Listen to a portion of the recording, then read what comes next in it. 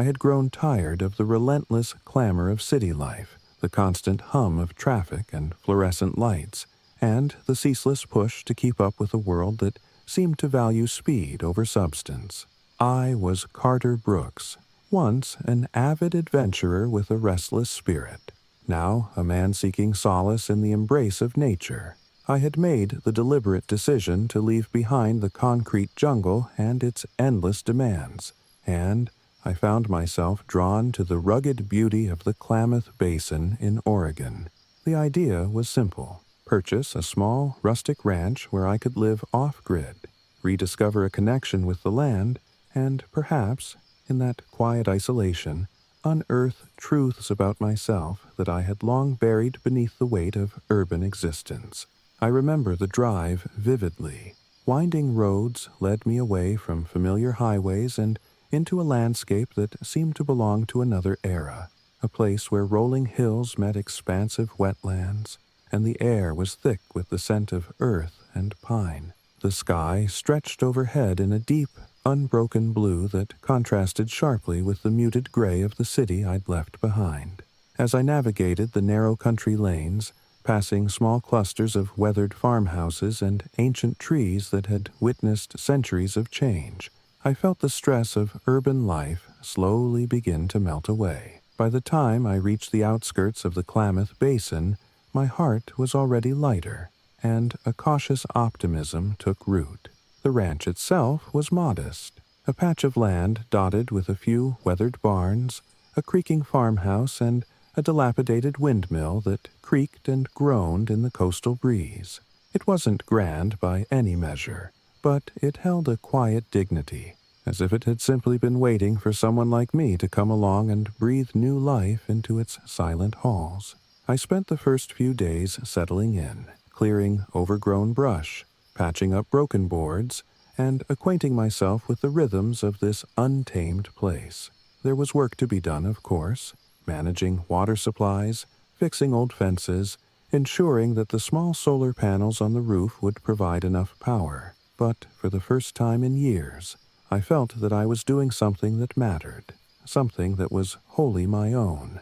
Life on the ranch was not without its challenges, but it was also imbued with an almost tangible peace that I had never known amid the urban sprawl. Mornings began with the soft light of dawn creeping over the hills, the dew on the grass shimmering like tiny jewels in the early sun. I would take long walks across the fields, the only sounds the rustle of wind through tall grasses and the distant call of a hawk overhead.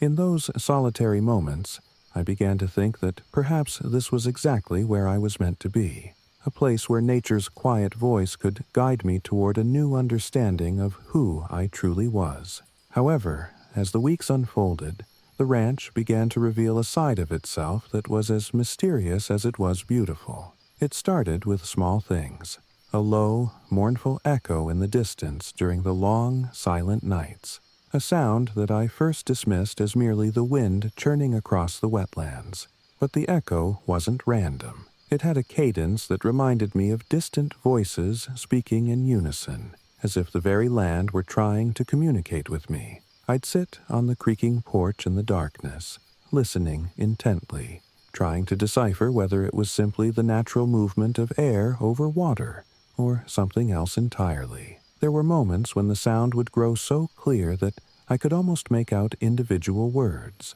though they were too soft and indistinct to be understood. This peculiar phenomenon set my nerves alight with both excitement and unease, as if I were privy to a secret conversation between the past and the present. Not long after I first heard those echoes, I began to notice other signs that I was not alone on the ranch. One evening, as the sky turned a deep indigo and the first stars began to appear, I discovered a set of animal tracks in the soft, muddy earth near the barn. At first, I assumed they were the usual prints left by a local fox or perhaps a wandering coyote. But these tracks were different, deliberate in their pattern, as if made by someone or something that knew exactly where it was going. The prints led directly toward the old windmill and then vanished abruptly, leaving me with a lingering sense of mystery. I took photographs of the tracks, hoping that by documenting them, I might later compare them with known species, or even uncover a clue to their origin. The uncanny quality of these footprints made my skin prickle, yet I couldn't shake the feeling that they were only a part of something larger, a quiet, persistent presence that had always been here, waiting patiently for someone to notice. During one of my early morning walks along the edge of a marshy field, I encountered a phenomenon that still sends a shiver down my spine. I was following a narrow, winding trail that skirted a shallow wetland when I caught sight of a spectral silhouette near the old windmill. It was a figure, vaguely human in shape, that seemed to be standing motionless against the backdrop of the fading light. I blinked, and the figure was gone, as if it had dissolved into the mist that was beginning to rise from the wet ground. I strained my eyes and retraced my steps, but there was no sign of any living person, no footprints or other evidence to suggest that someone had been there at all. That evening, I couldn't help but feel that I had witnessed something extraordinary, an echo of a bygone era, a lingering soul tethered to the land for reasons I couldn't yet comprehend. Troubled by these unsettling signs, I sought answers in the local lore. I spent many afternoons at a small rural library in a nearby town, poring over old records, newspapers, and handwritten journals that recounted the history of the Klamath Basin. I discovered tales of rugged pioneers and lost wanderers, stories of people who had roamed these lands long before modern civilization had taken root. Among these tales were accounts of ghostly figures seen at dusk, of voices carried on the wind that spoke of regret and longing, and of spectral cowboys who wandered the fields at night, forever searching for something they had lost. The more I read, the more I felt that my experiences on the ranch were not isolated incidents, but part of a vast, interwoven tapestry of memory and mystery. I began to record my own observations in a leather-bound journal, carefully noting the times I heard the echoes, the locations where the footprints were found, and the exact conditions under which the spectral figure had appeared. Each entry was a small step toward unraveling the enigma that now defined my new life. As I delved deeper into the history and mysteries of the land, I found myself both unnerved and fascinated by the idea that the ranch might be haunted, not by malevolent forces, but by the lingering memories of those who had once called it home. I started to experiment with simple protective measures, placing small charms and tokens in strategic spots around the property, hoping to honor the past while safeguarding my own presence. I installed discreet motion-sensing lights near the barn and the windmill, not out of fear of intruders, but to capture any anomalies that might occur in the deep of night. I even set up a small video camera on the porch, intending to document the strange happenings. In the quiet hours, when the world around me was reduced to soft shadows and whispering winds, I would review the footage with a mix of scientific curiosity and a deep, personal longing for connection. Over the course of several months, the eerie phenomena became a subtle, integral part of my daily existence. The low echoes, once startling and unfamiliar, grew to be a part of the ranch's nocturnal symphony. I no longer found them wholly frightening. Instead, I began to see them as the gentle murmurings of a place steeped in history, a natural record of lives and events that had left their mark on the land. The footprints, too, while still mysterious, gradually appeared as delicate signatures left by nature's own hand, a quiet reminder that the world was full of hidden movements and imperceptible traces of life. And the spectral figure near the windmill, though it had vanished as suddenly as it appeared, remained an indelible part of my memory, a symbol of the uncanny, ephemeral boundary between what is seen and what is felt. I also became more engaged with the local community, meeting neighbors who had their own stories to share about the ranch's peculiar past. An elderly man, a lifelong resident of the area, recounted tales of a ghost cowboy who had been seen riding along the fields on moonlit nights. his presence as much a part of the landscape as the wind and the rain. His voice, steady and unafraid, carried a weight of tradition and quiet acceptance that made me realize these phenomena were woven into the fabric of the land itself, not an aberration to be feared, but a natural extension of its storied past. In time, I began to see the ranch not as a haunted relic, but as a living canvas, a place where the echoes of the past and the pulse of the present coexisted in a delicate balance. I immersed myself in the work of restoring and preserving the property, each repaired board and mended fence becoming a small tribute to the generations that had come before. I also found that documenting these occurrences through my writing and photography had a healing effect, allowing me to process my own lingering doubts and fears. My journal filled with careful observations, sketches of the land, and reflective meditations on the nature of memory and time. Every night, as I sat on the porch listening to the low murmur of the wetlands, I felt a growing sense of acceptance, a realization that the mysterious echoes were not something to be fought, but something to be understood and respected. The turning point in my journey came on a cool autumn night when, after a day of mending fences and cataloging old relics, I sat alone under a sky peppered with stars. The air was crisp, and the gentle hum of the basin mingled with the soft rustle of distant reeds. I had just reviewed a series of photographs from my porch camera when I noticed something unexpected, a clear, ghostly figure appearing near the windmill. Unlike before, when the shape was vague and fleeting, this time it was almost discernible, a man in old-fashioned attire, standing motionless as if lost in thought. I felt an overwhelming surge of emotion, not of fear, but of profound connection, as if the figure were a silent messenger from a past era, urging me to remember the lives and stories that had shaped this place. I stayed on the porch for what seemed like hours, watching as the figure gradually faded into the darkness, leaving behind a sense of poignant melancholy that lingered long after he was gone. In the days that followed, I embraced these encounters as an integral part of my life on the ranch. I continued to document every whisper, every set of tracks, every spectral glimpse, and I shared my findings with a small group of local historians and nature enthusiasts. Their interest and corroborating stories validated my experiences, transforming what once seemed an unsettling anomaly into a cherished part of the ranch's legacy. I even started a modest blog to share my daily observations, combining scientific details with personal reflection, a record of a life lived at the intersection of nature and memory. Now, as I sit here on my weathered porch with the soft light of a fading day casting long shadows over the fields, I feel a deep sense of gratitude.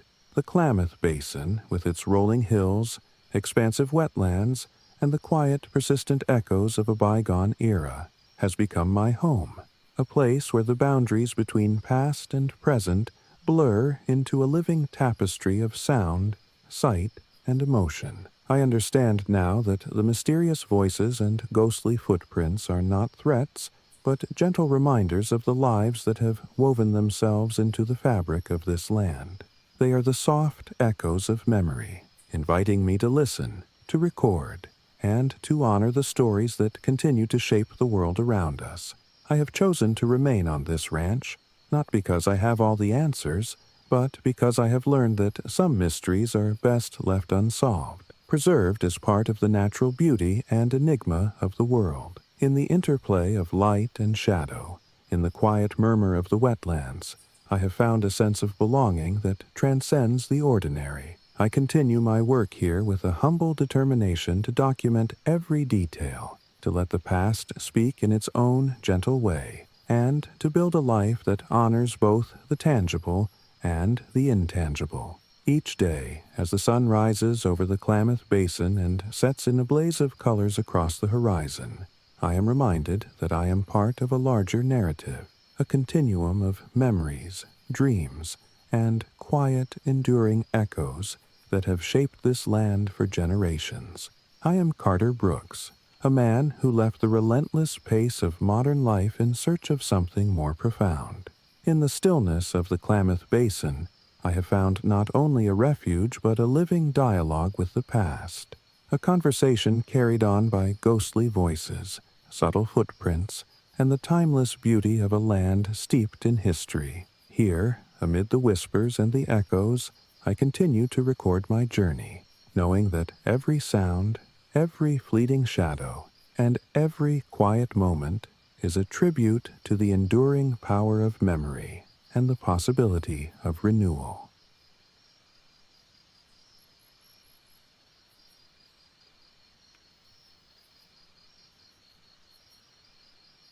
I remember the first time I set foot on the red dirt road leading to Riverbend Farm, a narrow, winding stretch along the mighty Mississippi that felt as if it had been waiting for me all my life. My name is Lauren Price, and after years spent lost in the clamor of busy classrooms and the endless rush of academic life, I craved a simpler existence.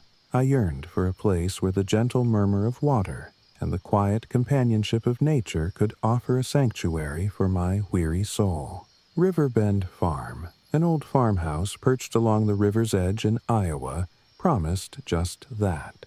I left behind the echoing footsteps of school corridors and the constant pressure of lesson plans to embrace a life that moved at the pace of the river itself. The journey to Riverbend was a slow immersion into a world far removed from the hectic pace I'd grown accustomed to. I recall driving for hours through wide, open fields of golden corn and endless stretches of blue sky. The landscape was dotted with small towns that seemed to exist in a time when people still took the long way home, when conversation and quiet reflection mattered more than rapid schedules.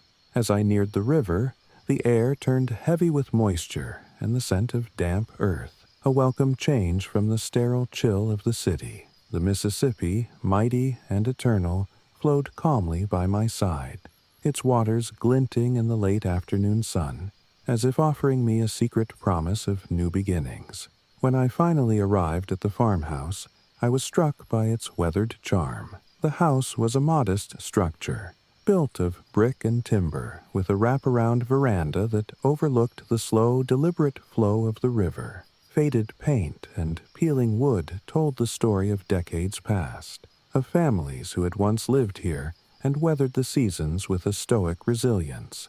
I stepped off the car and allowed the humid, warm air to envelop me. The gentle lapping of the river and the soft rustle of wind through nearby trees created a symphony that was as soothing as it was timeless. I knew in that moment that I had arrived somewhere significant, a place where life could be measured in the soft cadence of nature, rather than in the relentless ticking of a clock. The first few days were consumed by the practical challenges of off-grid living. I quickly discovered that adapting to rural life was both exhilarating and daunting. My previous life had been defined by schedules and modern conveniences, but here I had to contend with the reality of intermittent power from a modest solar array and the ever-present possibility of seasonal flooding. The farmhouse needed repair, and I spent many long hours scrubbing old brick, mending creaking floorboards, and patching the leaky roof. Every task was a lesson in patience and persistence, but also a chance to connect with the land in a way that felt deeply personal. I found myself embracing the rhythms of nature, waking with the sun and going to bed as the river's lullaby carried me into sleep. Yet it wasn't long before I began to notice subtle hints that Riverbend Farm held secrets beyond its charming, rustic exterior. One evening, as I sat on the wraparound veranda with a cup of lukewarm tea, and the sun dipping low behind the horizon, I heard something that made me pause. At first, it seemed like the usual chorus of crickets and the distant call of a night bird. But then I distinctly heard a sound that resembled children laughing, soft, tinkling, and fleeting. The sound was barely audible, almost as if it were a trick of the wind, but it sent a shiver up my spine. I strained to listen, wondering if perhaps it was my imagination playing tricks on me in the stillness of the countryside. The laughter faded as quickly as it had appeared, leaving behind an uneasy silence. I began to notice more odd occurrences over the following weeks. After heavy rains, I would discover wet footprints along the veranda, small prints that looked as if they had been left by a child wandering in the early morning mist. The footprints were delicate, with little impressions of tiny toes, and they would appear fresh on damp wood, even when I was careful to lock the door at night. Sometimes they led to the back of the house, and then abruptly stopped at a window that overlooked a neglected garden. I would stand there, heart pounding in a mix of curiosity and apprehension, wondering who or what could have been there in the stillness of the night. At dusk, the river itself sometimes played tricks on my eyes. I would be sitting quietly on the veranda, watching the water turn from a brilliant blue to a shimmering silver as the last rays of light danced on its surface, when I noticed intermittent flickers of light that seemed to drift above the water. They were not stars, and they did not come from any passing boat. Instead, these lights moved in a slow, deliberate pattern along the river's edge, as if guided by an unseen hand. I recorded a few short videos on my phone, and while the footage did little to clarify their origin, it left me with a lingering sense of wonder and unease. The lights were subtle yet persistent, a soft glow that could not be easily dismissed as a mere quirk of nature. With these unsettling signs accumulating, I felt compelled to understand more about the history of Riverbend Farm and the land around it. I spent afternoons in the modest town's library, poring over local archives and old newspaper clippings. I learned that the farmhouse had been built over a century ago, during a time when the Mississippi was both a vital artery of commerce and a capricious force of nature. Stories of seasonal floods, of lost harvests, and of families forced to abandon their homes were woven into the fabric of the community's memory. I discovered a particularly poignant account of a family whose daughter had vanished one stormy night, leaving behind nothing but a scattering of wet footprints and whispered rumors of a mysterious presence along the river. Though I couldn't be sure if the story was fact or mere local lore, it resonated with me in a way that made me think that perhaps the echoes I was hearing and the footprints I was finding were not coincidences, but the manifestations of a long, lingering sorrow. In search of deeper insight, I reached out to a neighbor named Tom, a retired mechanic with a quiet, steady manner and an encyclopedic knowledge of local legends. Tom had lived in the area his entire life and, over the years, had come to accept the odd phenomena as part of the natural order of things. One evening, over a shared dinner of simple, home-cooked fare at his modest farmhouse, he told me stories of the bayou-like qualities of the Mississippi in this region.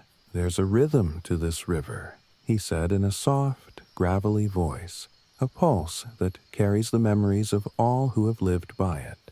Sometimes, when the night is quiet, you can almost hear the laughter of children or the soft whispers of those who are no longer here. Tom's words, spoken with an air of gentle resignation, both comforted and unnerved me. They suggested that what I was experiencing was not a malevolent haunting, but rather a quiet, persistent presence, a residual echo of lives that had once been intertwined with the land.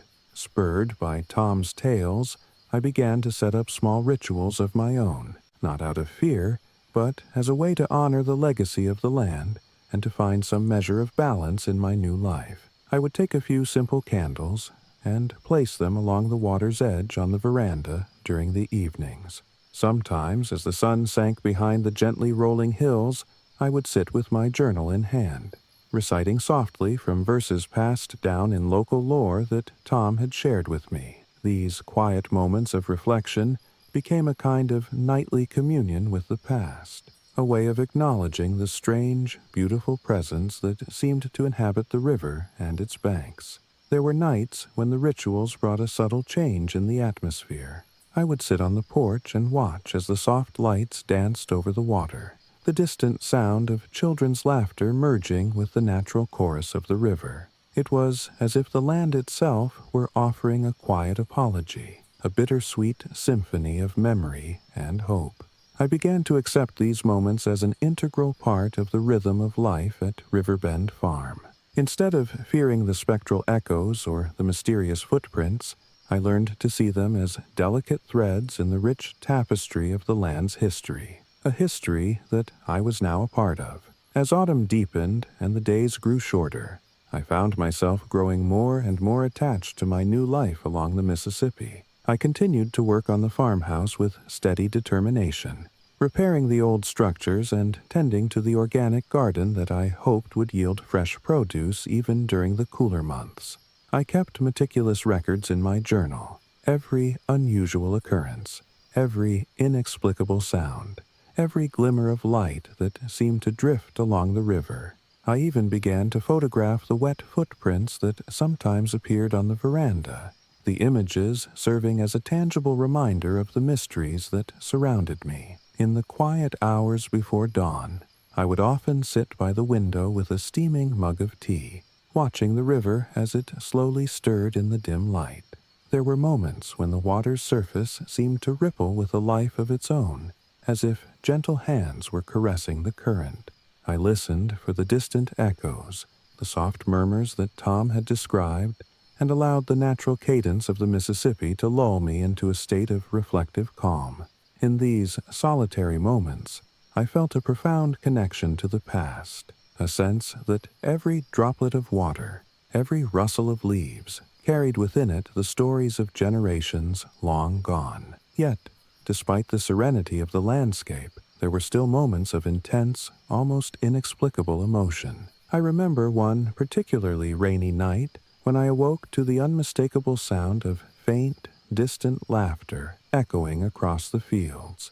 It was a soft, joyful sound, incongruous with the somber mood of the night, and it filled me with both warmth and a twinge of sorrow. I wrapped myself in a heavy blanket and sat by the window, trying to capture the moment in my thoughts. The laughter faded as quickly as it had come, leaving behind only the sound of rain tapping against the glass and my own quiet heartbeat. The more time I spent at Riverbend Farm, the more I began to weave the supernatural into the fabric of my daily life. I no longer viewed the odd phenomena as isolated, frightening events, but as integral parts of the land's ongoing narrative.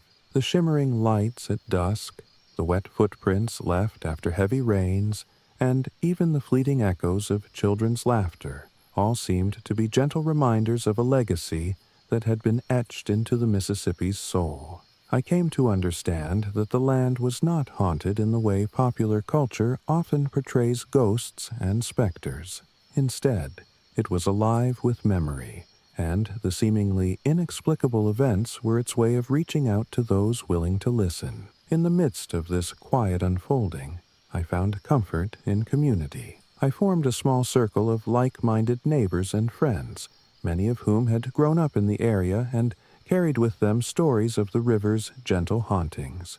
We would meet on the veranda during cool, clear evenings, sharing our own recollections and theories about the strange happenings at Riverbend Farm. Over cups of strong coffee and homemade biscuits, we talked about the history of the Mississippi, about shipwrecks and lost loves, and about the small, inexplicable wonders that we all experienced in our own ways.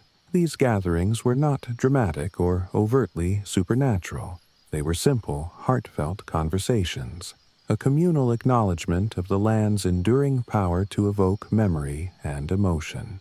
As winter approached, the landscape around the farm took on a softer hue. The once vibrant greens mellowed into deeper shades, and the river, though still powerful, seemed to slow its pace slightly as the chill set in. I found that the odd phenomena persisted, but they became quieter, more like whispers rather than the occasional bursts of laughter or flickering lights.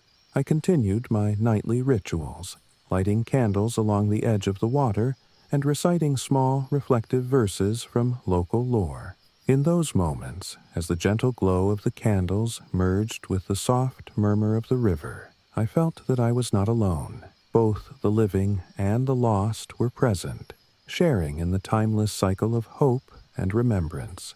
I spent many evenings writing at my old wooden desk by the window, transcribing my thoughts, observations, and the quiet, persistent emotions that had become a part of my new life. Each entry in my journal was a careful blending of practical notes, weather conditions, the state of the solar panels, the condition of the garden, with introspective meditations on the nature of memory and the subtle beauty of the unexplained. I wrote about the delicate interplay between the past and the present, about how the river seemed to carry with it the weight of countless lives, and about the soft, persistent echoes that reached out to me in the quiet of the night. There were moments when I felt a profound sense of purpose, a deep, resonant connection to something greater than myself. I realized that my journey to Riverbend Farm had been as much about healing my own wounded spirit as it was about embracing the legacy of the land. I had come here to escape, to find solace, and in the process, I had discovered that the strange, inexplicable occurrences were not burdens to be borne, but gifts to be understood.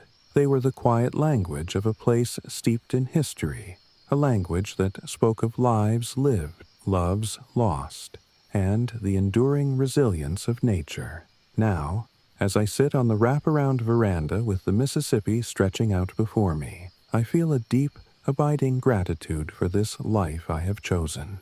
The wet footprints that appear on the wooden planks, the shimmering lights that dance along the water at dusk, and the distant echoes of children's laughter are all part of the gentle, ongoing conversation that the river carries within its depths. I have learned that there is beauty in mystery, that sometimes the most profound truths are not revealed through answers, but through the willingness to listen to the soft, persistent voices of the past. I remain at Riverbend Farm, not because I have all the answers, but because I have come to understand that life is a series of quiet moments, each one a whisper of memory, each one a note in the long-enduring song of the Mississippi. In the interplay of shadow and light on the veranda, in the soft murmur of the water, and in the shared stories of my neighbors, I find a sense of belonging that fills the spaces once occupied by loneliness and regret. I continue to nurture my garden, repair the old farmhouse, and document the subtle mysteries of the land, knowing that every day is a small step in a journey of quiet, enduring discovery. I am Lauren Price, a former teacher turned keeper of memories, and my life along the Mississippi has taught me that the past is never truly gone. It lives on in every ripple, every footprint, every soft echo carried on the wind.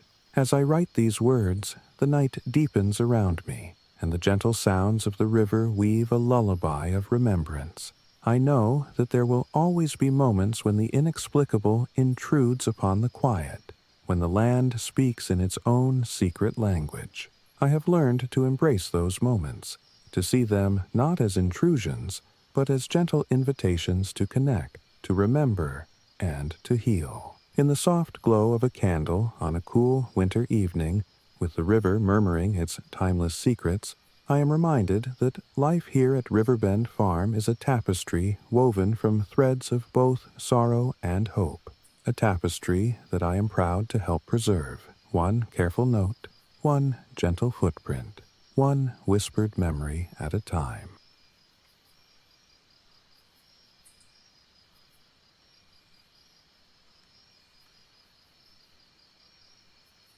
I arrived in the Green Mountains of Vermont with little more than a handful of dreams, a sturdy pickup truck, and the lingering hope that retirement could be the beginning of something new. My name is Harold Monroe.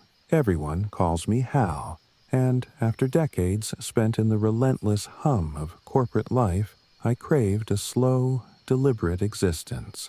I'd always loved orchards, the simple elegance of fruit trees standing in neat rows, and the promise of sweet harvests after long, thoughtful seasons.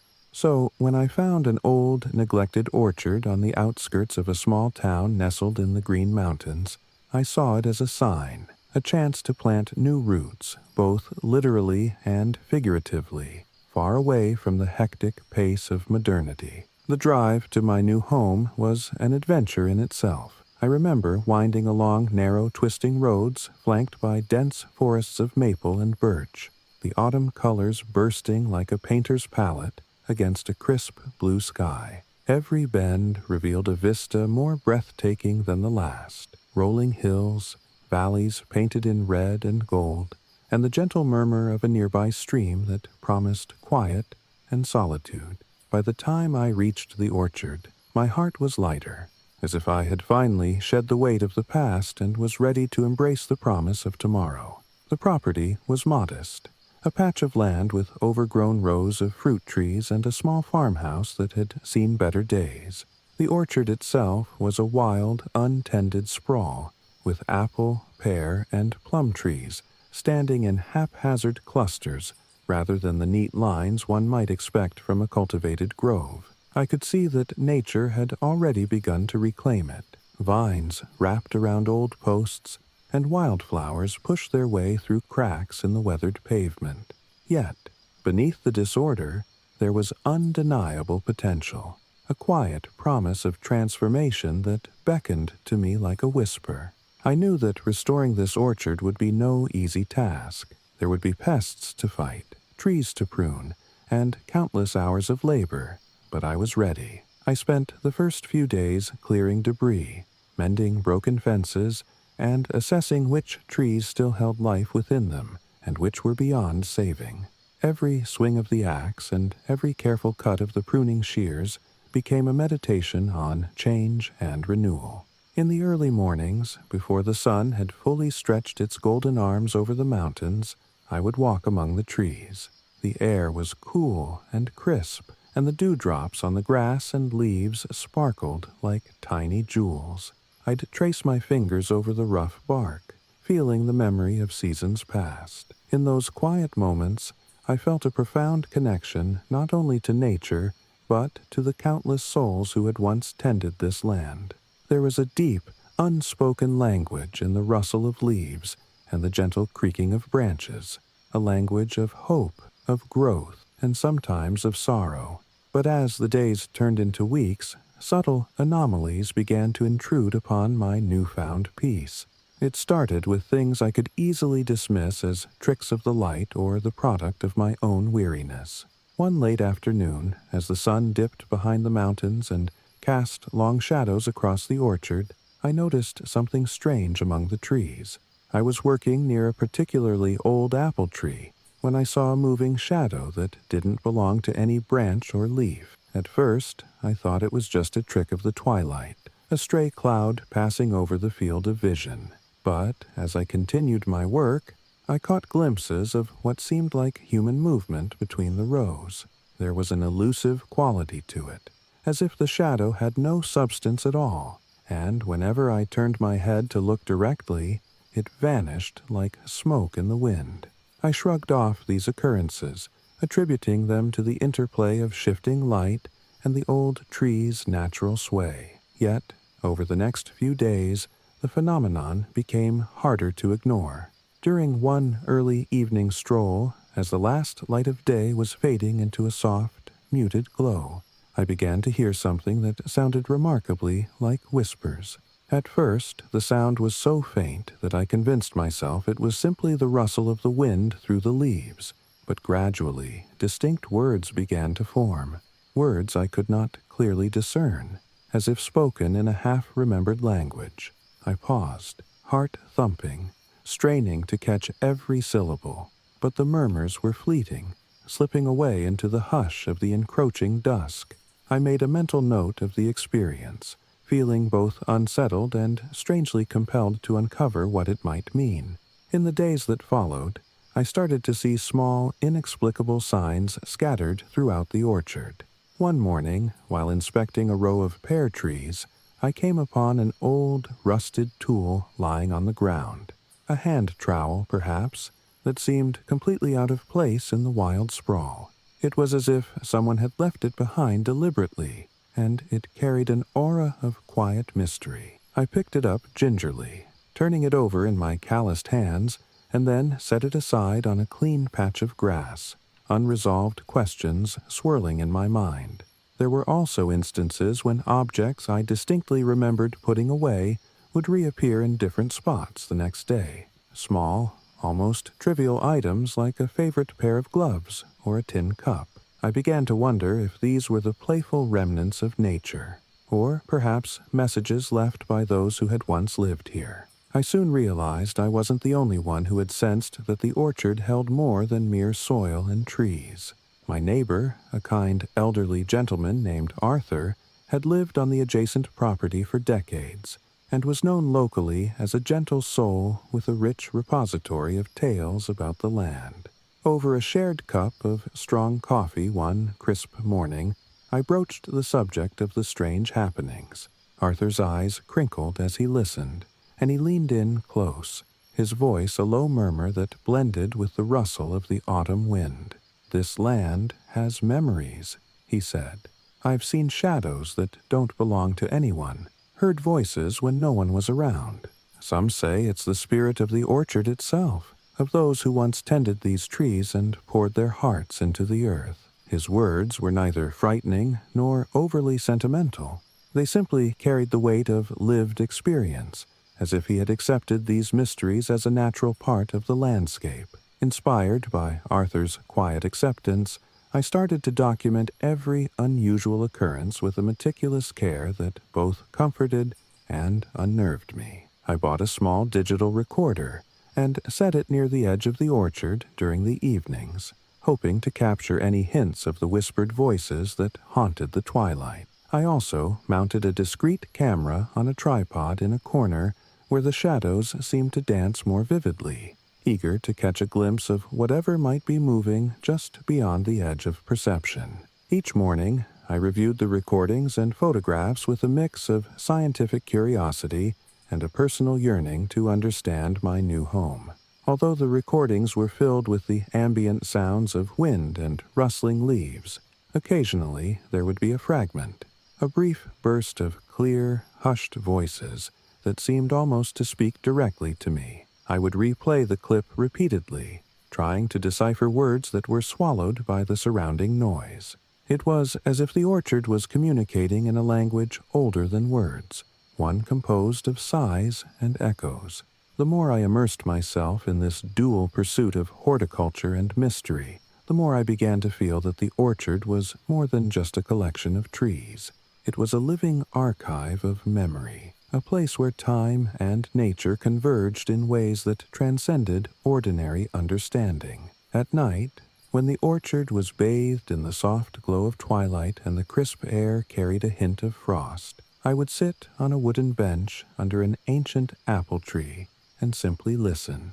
I listened to the gentle creaks of the branches, to the soft rustling of leaves, and to the intermittent whisper of voices that sometimes rose with the wind.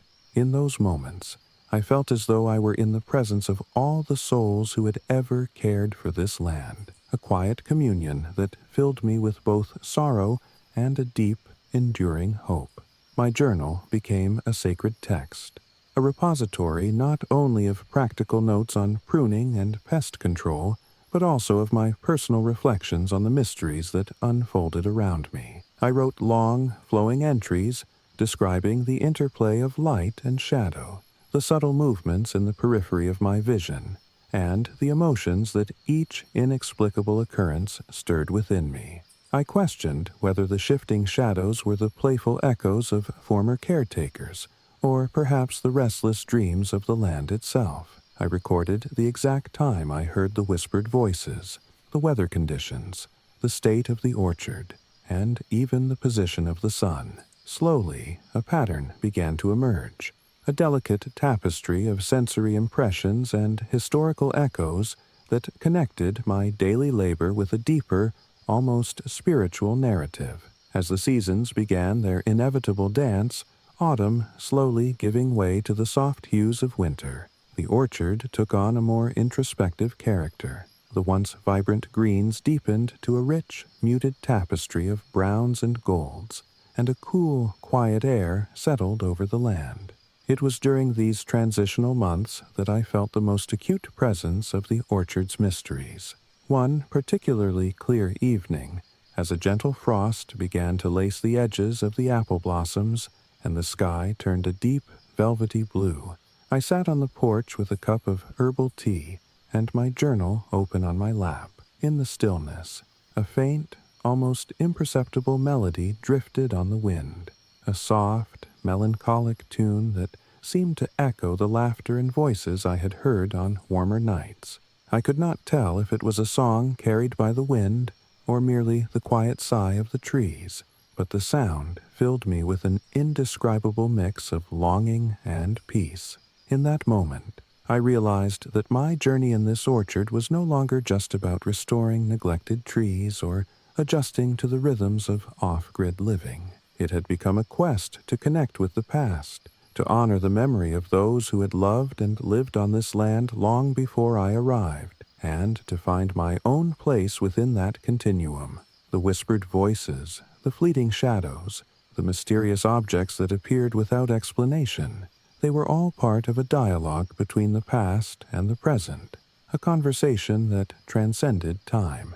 I began to see each strange occurrence not as a sign of an unsettled haunting, but as an invitation to remember and to participate in the legacy of the orchard. My newfound acceptance led me to establish a few simple rituals of my own.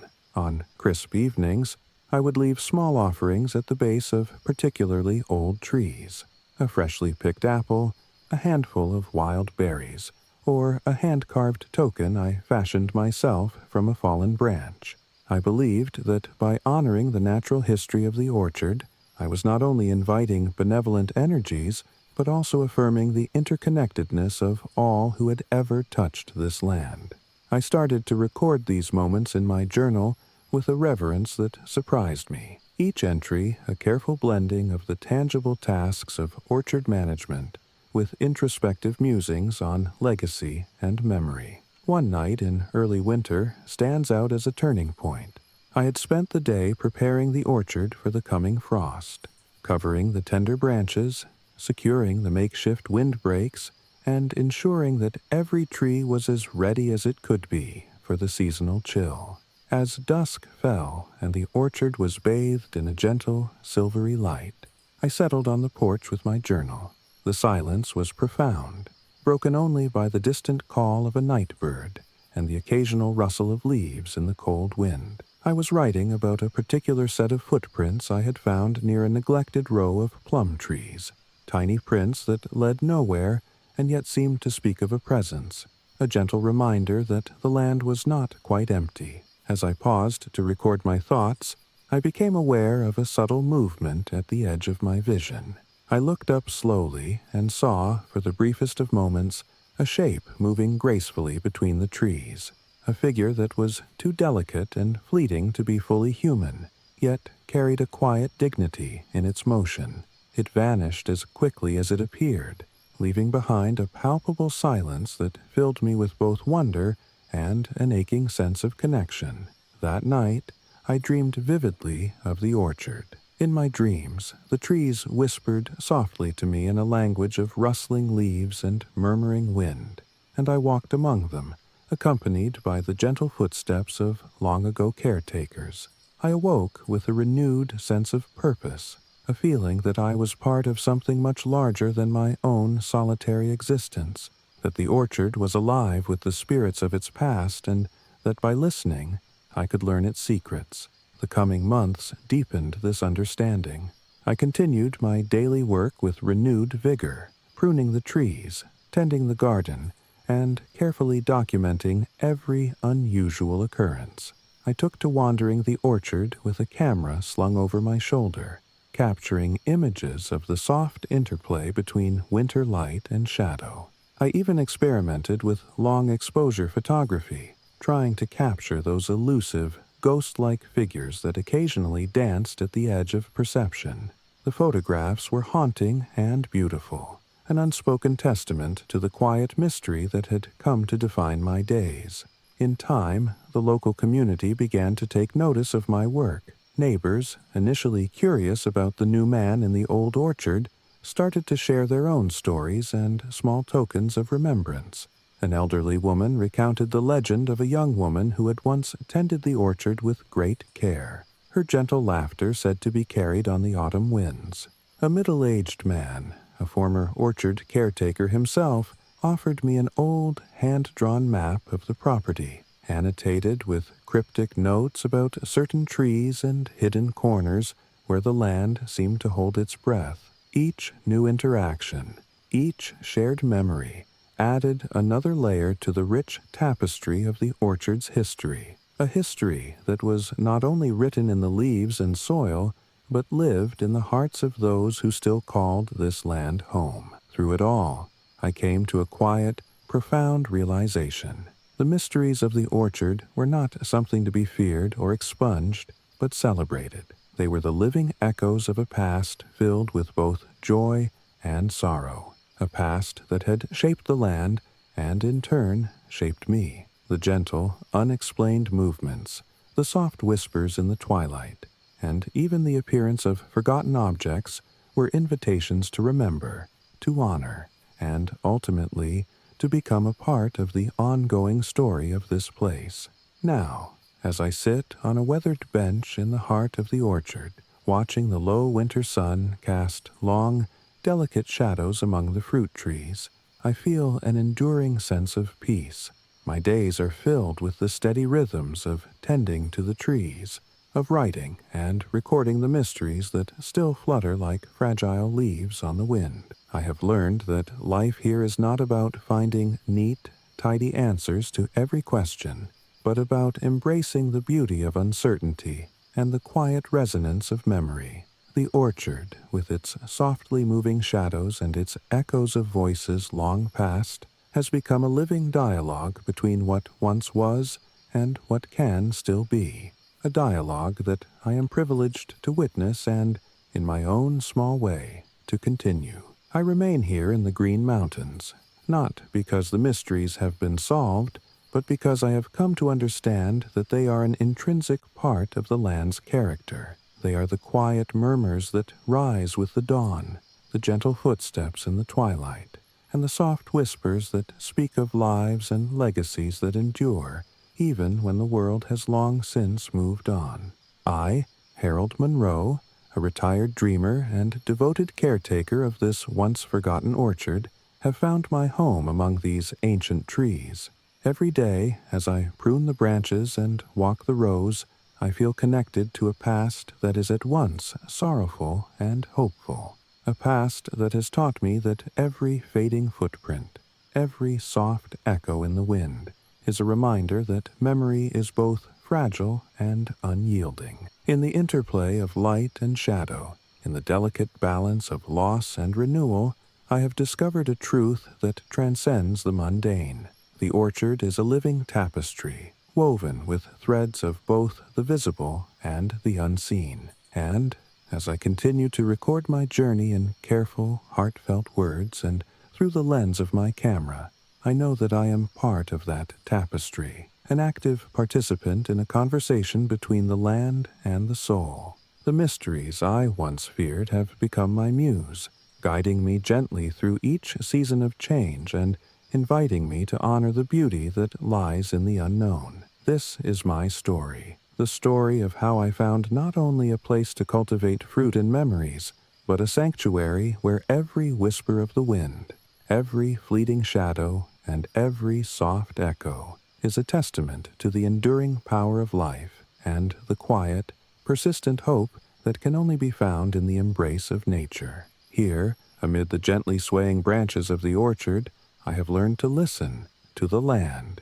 to its history, and to the subtle, unspoken language of a world where every moment is a chance to remember, to honor, and to grow.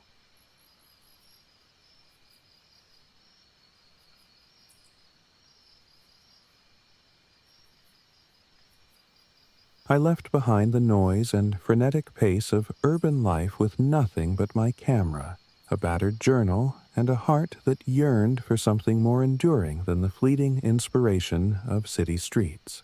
My name is Jamie Rivera, and for years I had chased beauty in the midst of chaos, capturing its transience with every shutter click. Yet, over time, I began to wonder if I was missing something deeper, an authenticity that could only be found in nature's raw, unyielding embrace. It was that longing that brought me to the Rocky Mountain foothills near Estes Park, Colorado, a place where rugged peaks and quiet valleys promised not just escape, but a transformation of self. The journey here was as transformative as it was scenic.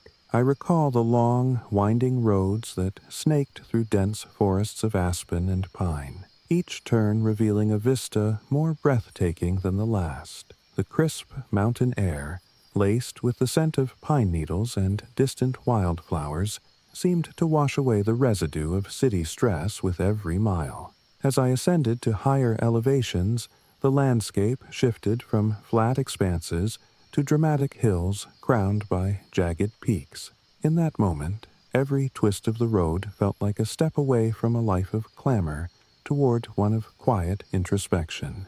When I finally arrived at the modest cabin, a weathered structure huddled against the foothills and overlooking a serene alpine lake, I felt a profound sense of relief. It was as if I had arrived at a long-forgotten sanctuary, a place where time moved not in seconds and minutes, but in the measured cycles of nature. The cabin was small, almost humble, a structure built of rough-hewn logs and stone, clearly fashioned decades ago by hands that valued simplicity and endurance. There was an authenticity in its imperfections, creaky floorboards that groaned underfoot, windows that rattled gently in the mountain breeze, and a stone chimney that had seen countless winters. I spent my first days assessing the repairs needed and immersing myself in the rhythms of this new life. Every morning, I would rise before dawn, step outside, and watch as the first rays of sunlight crept over the distant peaks, painting the sky in shades of gold and violet. I took long, solitary walks along trails that wound through the foothills, my camera in hand, capturing the interplay of light and shadow on ancient rocks and quiet meadows. These moments of quiet wonder felt like a rebirth, a chance to reconnect with nature in a way that was both intimate and transformative. The work was relentless, but deeply satisfying. I patched up broken windows, sealed drafty gaps in the walls, and slowly restored the cabin's rustic charm without sacrificing its historical soul. Off-grid living demanded a kind of self-reliance that was foreign to my former life of instant connectivity, and yet each challenge, whether it was managing a modest solar array or hauling firewood during a sudden snowstorm, became a small victory. I learned to value the slow, deliberate pace of this existence, where every day was measured by the rising and setting of the sun, rather than by deadlines and notifications. With each task, I felt a connection to the generations of people who had once called this land home, and a quiet determination took root within me. But amid the practical challenges and simple joys, there began to emerge a layer of mystery that was as undeniable as it was unexpected. It started subtly, at first nothing more than a strange flicker of movement in the corner of my vision, or a barely perceptible whisper of sound when the wind was at its stillest. One late afternoon, as the sun slanted low behind the peaks and the sky glowed with the muted warmth of approaching dusk, I noticed a shadow that didn't belong to any nearby tree or rock. I paused in my work, squinting against the soft light, and for an instant I thought I saw a figure, a human outline, drifting among the trees. When I blinked, it vanished, leaving me with an unsettling mixture of doubt and curiosity. The following days brought more signs. During an early morning hike along the edge of the alpine lake, I stumbled upon a set of delicate footprints in the soft, moist earth along the water's bank. They were small and perfectly arranged, as though left by someone, or something, that moved with an almost otherworldly grace. I took several photographs, measuring and recording their precise dimensions in my journal. I couldn't help but wonder who or what had made these prints. I had been alone on the trail, yet the footprints were fresh and deliberate, disappearing suddenly as if swallowed by the mist rising off the lake. As night fell each day, the cabin seemed to come alive with subtle sounds. I would lie awake in bed, listening to the wind outside and the gentle lapping of water against the cabin's foundation.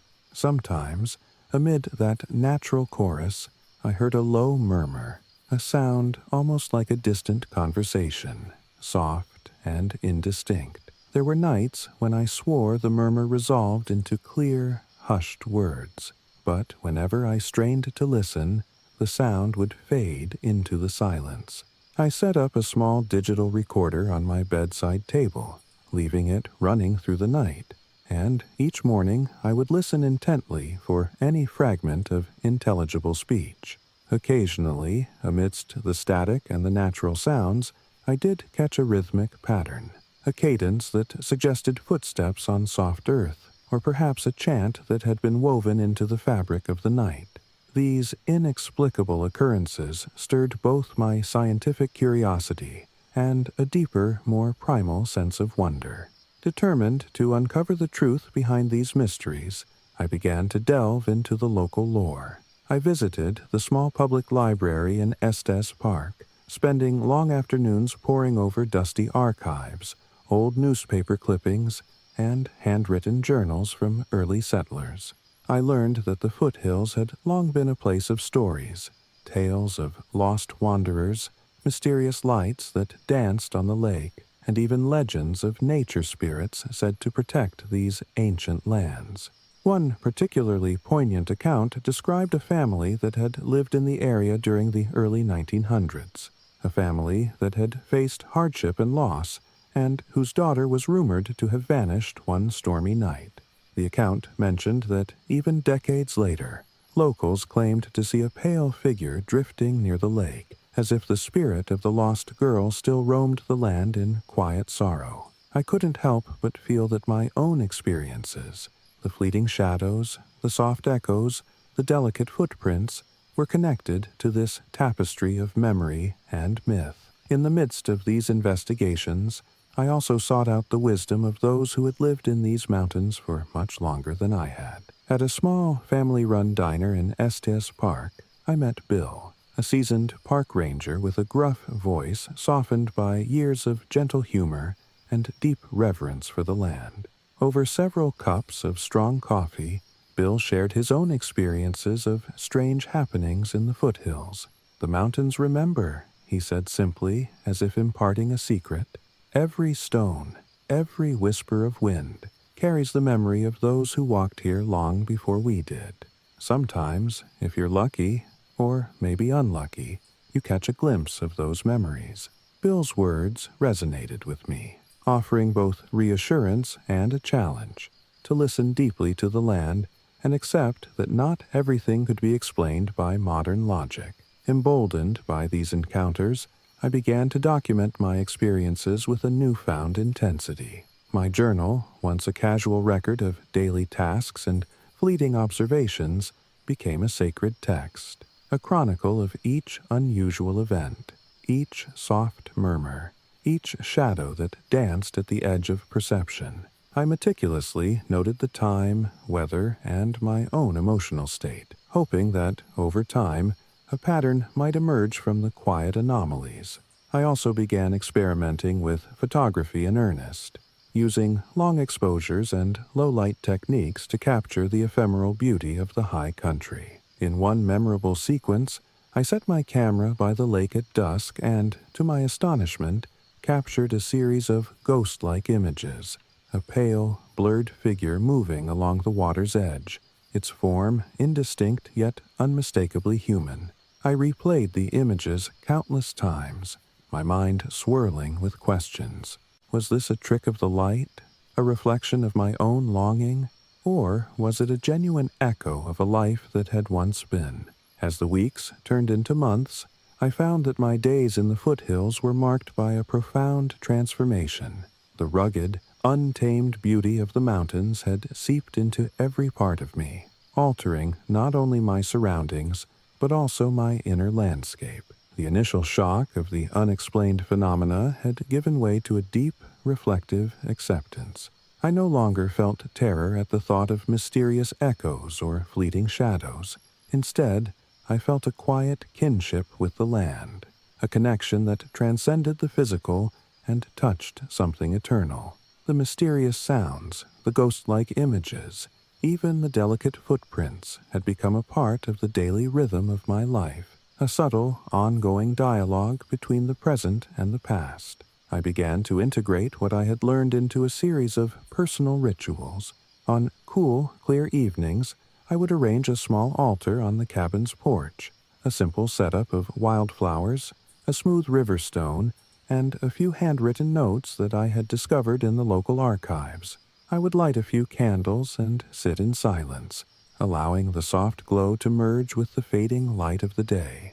In those moments, the mysterious murmurs of the foothills seemed to recede into a gentle background hum, as if the land were offering its own quiet benediction. I came to understand that these subtle phenomena were not intrusions, but invitations, quiet messages from a place steeped in memory and history. My photography evolved into a form of meditation as well as art. Each image I captured was imbued with both the raw beauty of the high country and the enigmatic presence that lingered in its shadows.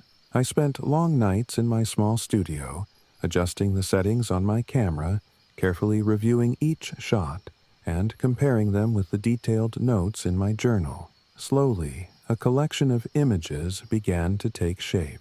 A series of photographs that blended the tangible landscapes with the intangible echoes of the past. The ghost-like figure by the lake, the fleeting movement in the trees, even the way the low light turned ordinary rocks into mysterious, textured canvases, all became part of a visual narrative that spoke of resilience, memory, and the quiet endurance of nature. I also began sharing my work with a small community of local photographers and nature enthusiasts. Through informal gatherings at a modest gallery in Estes Park and online forums dedicated to mountain photography, I discovered that my experiences were not unique. Others, too, had captured the quiet mysteries of the foothills in their own ways.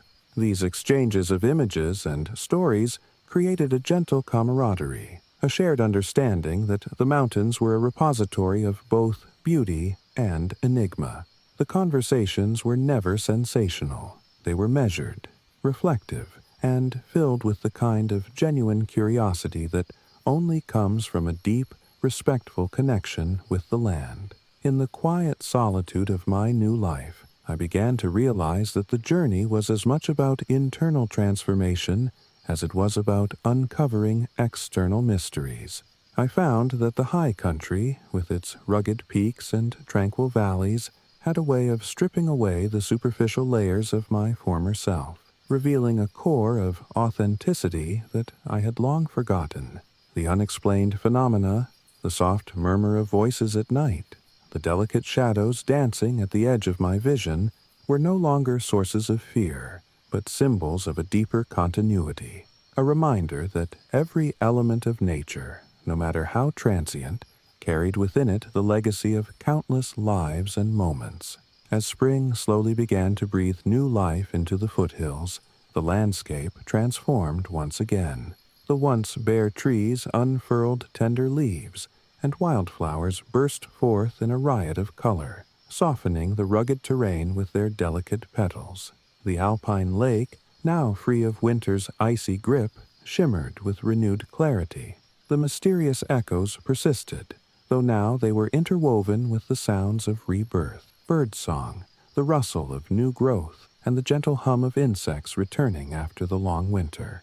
Each day, as I wandered the trails with my camera and journal in hand, I felt a growing sense of gratitude, a deep, abiding appreciation for the way nature's cycles paralleled my own inner renewal. One memorable afternoon, as I stood on a rocky outcrop overlooking the lake, I felt an overwhelming sense of connection to the land. The sun was beginning its descent, casting long, golden rays that made the mountains glow with a warm, almost ethereal light.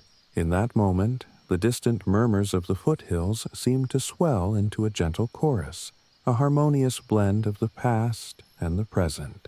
I closed my eyes, letting the sounds wash over me, and for a brief, transcendent moment, I felt as if I were part of something far greater, a timeless conversation between the land and the human spirit.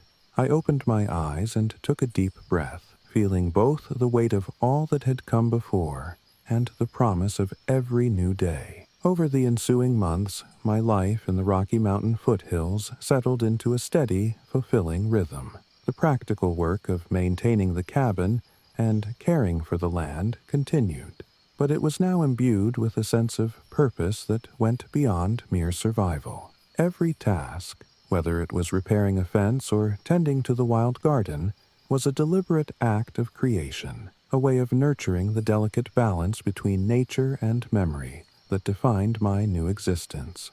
I continued to document every unusual occurrence in painstaking detail, my journal filling with descriptions of soft echoes, shifting shadows, and ghost-like silhouettes.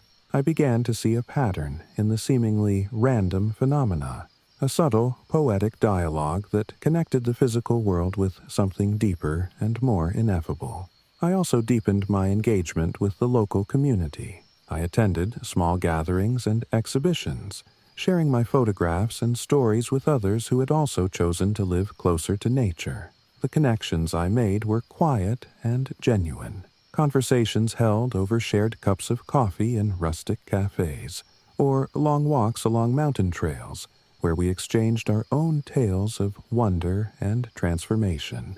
In these moments, I realized that the mystery of the high country was not a solitary burden to be borne, but a shared experience that enriched all who listened and observed. There was a kind of collective memory among those who lived here, a tacit understanding that the land was alive with both beauty and secrets. As the years passed, my work evolved into a continuous exploration of the interplay between memory, nature, and art. I published a modest collection of essays and photographs, each piece a personal reflection on the subtle, enduring mysteries of the Rocky Mountain foothills. The book was not a definitive explanation of the phenomena I had witnessed. Indeed, it left many questions unanswered, but it captured the essence of a life transformed by the quiet power of the mountains. I received letters from readers who said that my work had opened their eyes to the beauty of the unknown, that it had inspired them to seek out their own moments of quiet revelation. For me, those responses were validation that the journey was not merely about chasing ephemeral images, but about embracing a deeper, more resonant truth about the human spirit and its connection to the natural world. Now, as I sit in my modest cabin with the high peaks rising majestically beyond the window and the gentle murmur of a mountain stream whispering in the background, I feel a profound gratitude for the life I have chosen.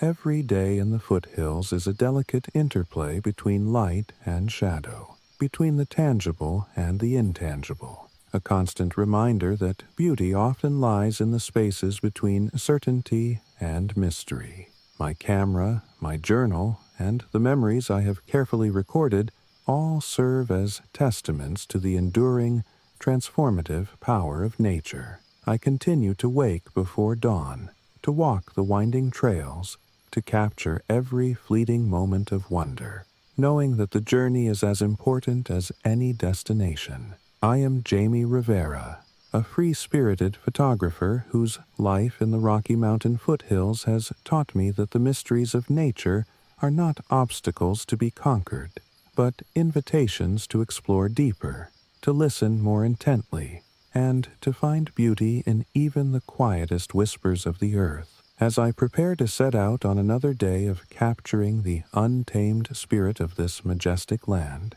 I am filled with the serene certainty that every echo, every fleeting shadow, every soft murmur of the high country is a note in an eternal song, a song that sings of resilience, renewal, and the quiet, profound magic of nature. In the end, I have learned that the pursuit of understanding does not always lead to neat answers.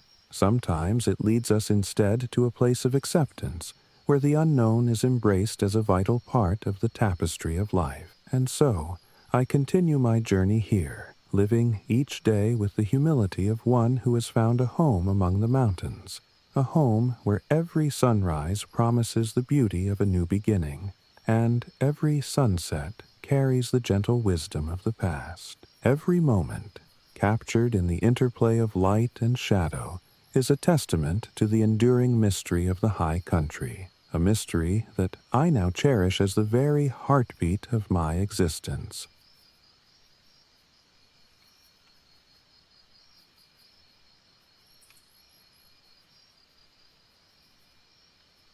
I first arrived in the Pine Barrens on a night when the moon was nothing more than a sliver in an endless ink-black sky, a night that carried with it the raw promise of isolation.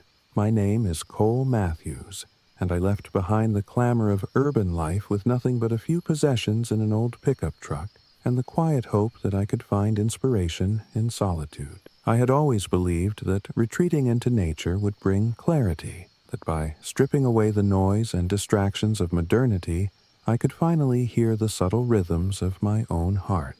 Little did I know that the dense, whispering woods of New Jersey's Pine Barrens would challenge every notion I held about loneliness, comfort, and even reality itself. The cabin I found was a small, unassuming structure of weathered wood and creaking boards, nestled deep among towering pines and sprawling wetlands.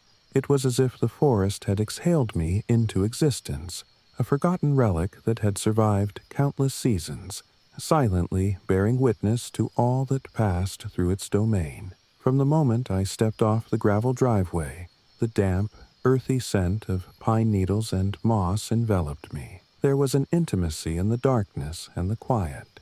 The air was alive with unspoken stories, as if every rustle of leaves or distant cry of an owl carried the voices of those who had walked these woods long before me. My first few weeks were marked by a relentless pursuit of practicality. Mornings found me repairing the leaky roof and reinforcing the sagging porch, my hands rough and calloused from labor that was both necessary and meditative. I learned quickly that off-grid living demanded a different kind of discipline, one measured not in hours or deadlines, but in the gentle, recurring cycles of nature. The rising sun was my alarm clock, and the steady pulse of the forest was my companion. I began each day by stepping outside onto the creaking porch, feeling the cool, dew-soaked wood beneath my fingertips, and watching as the soft light filtered through the canopy of pines.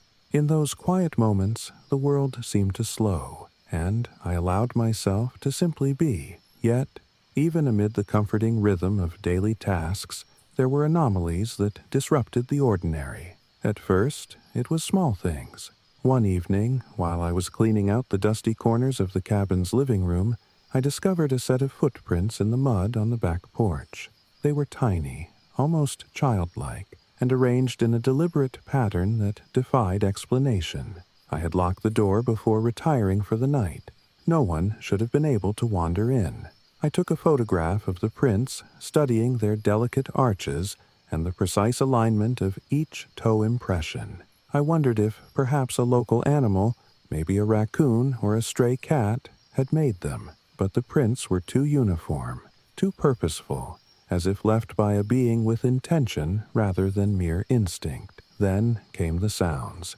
In the dead hours of the night, when the only illumination was the faint glow of my solar lantern and the moon's sliver above, I began to notice low murmurs that did not belong to the natural chorus of crickets or the rustling of wind through the pines.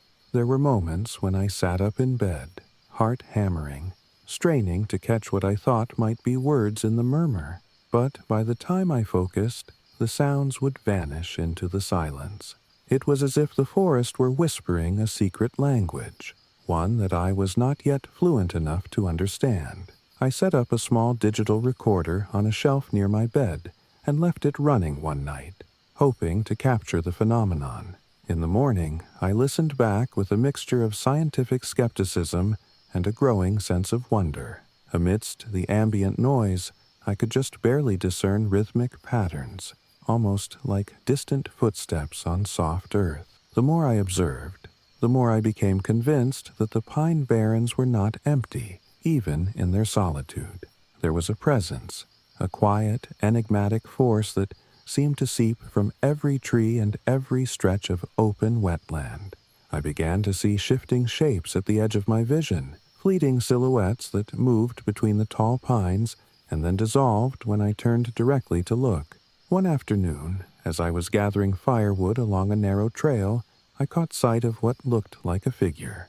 Too slender, too still to be a person in a hurry. I froze and stared for what felt like an eternity, but when I blinked, it was gone, leaving only the sound of my own ragged breath and the soft rustle of leaves.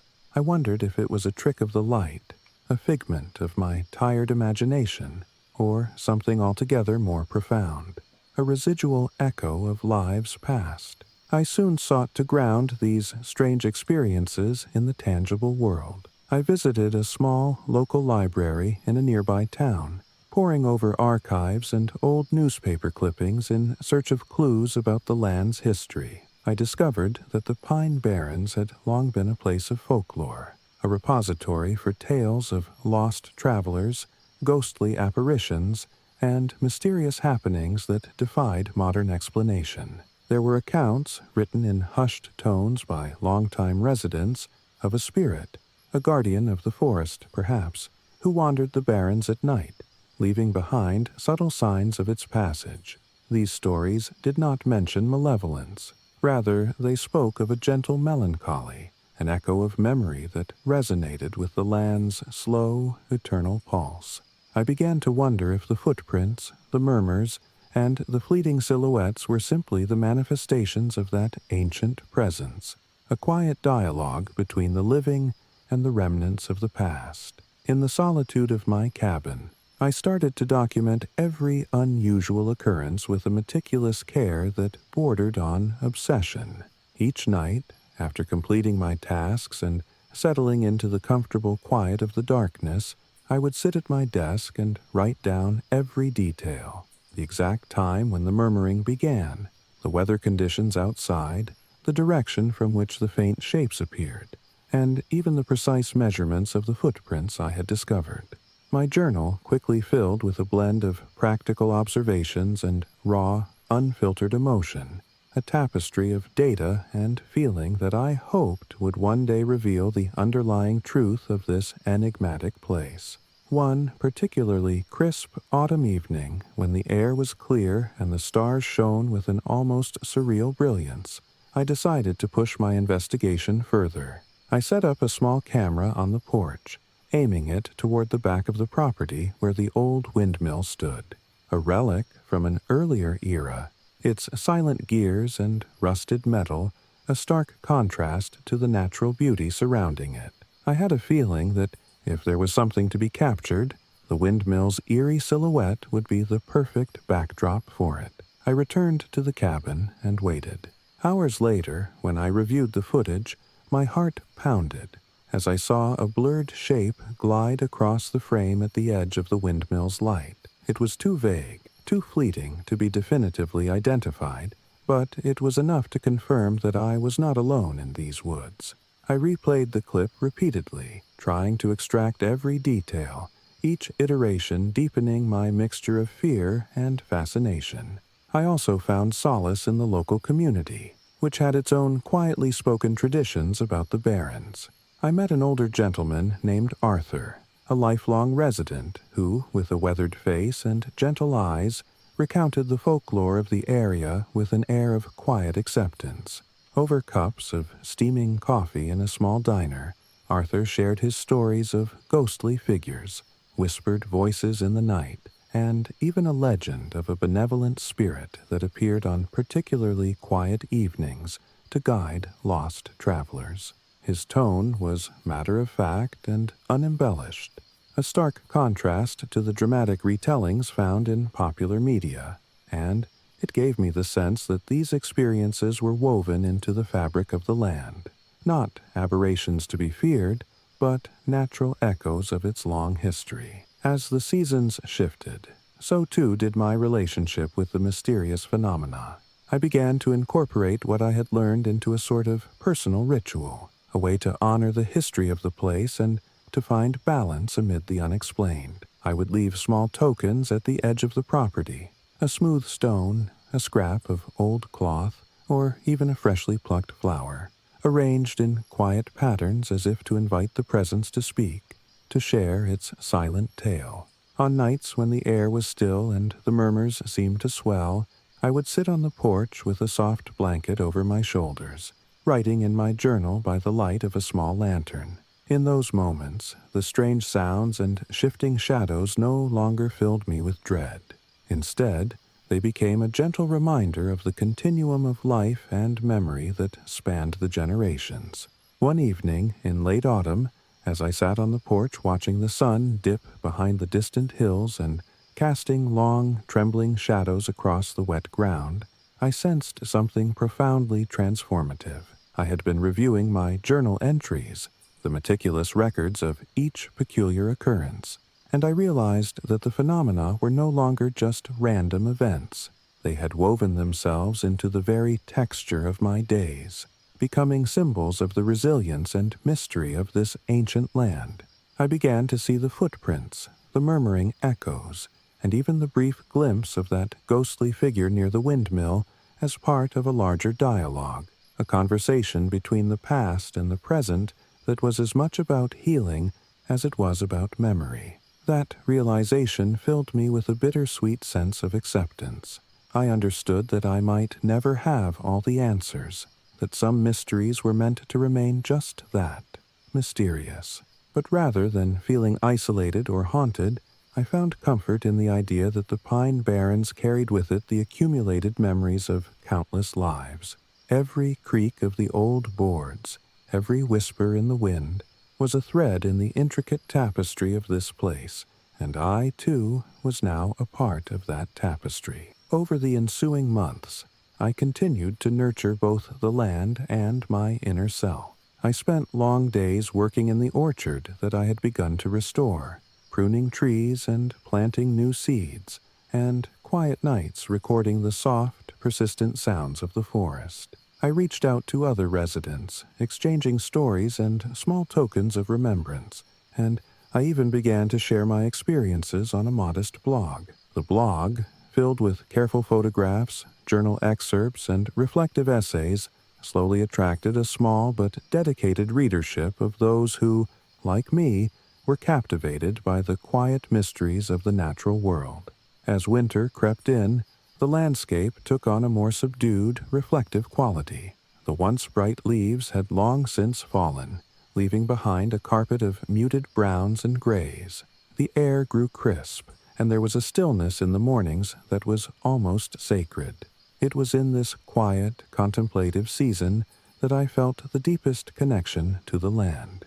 I spent many hours sitting on the porch, watching as frost slowly traced delicate patterns on the wooden railings, and listening to the soft, rhythmic pulse of the wetlands. Even as the mysterious echoes continued to weave through the darkness, they now seemed less intrusive and more like a gentle hymn, a reminder of the enduring spirit of the place. In the course of that winter, I also began to understand the profound impact that these experiences had on me. The strange footprints and whispered voices, once sources of anxiety, had become catalysts for a deeper exploration of my own identity and history. I wrote long, reflective entries in my journal, questioning what it meant to be a part of this ancient land, and how the legacy of those who had come before could guide me toward a more compassionate, mindful life. I realized that my search for answers had transformed into a quest for meaning, a quiet, persistent desire to connect with the living memory of the Pine Barrens and to honor it through my own actions. Now, as I sit on the porch in the gentle light of a winter afternoon, the landscape around me is a tapestry of soft shadows and muted sound.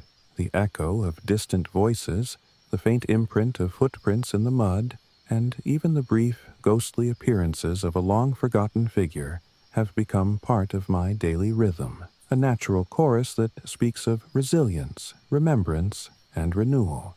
I have come to understand that I will always live with these mysteries, that they are as integral to this land as the towering pines and the expansive wetlands. Instead of seeking to banish the unknown, I now embrace it as part of the continuum of life, a reminder that every whisper of the past carries the potential for healing, every shadow a story waiting to be told. I remain here on this ranch in the Klamath Basin, committed to nurturing both the land and the legacy it holds. My days are spent in honest, steady work, repairing, planting, recording, and my nights are filled with quiet introspection as I listen to the enduring murmur of the wilderness.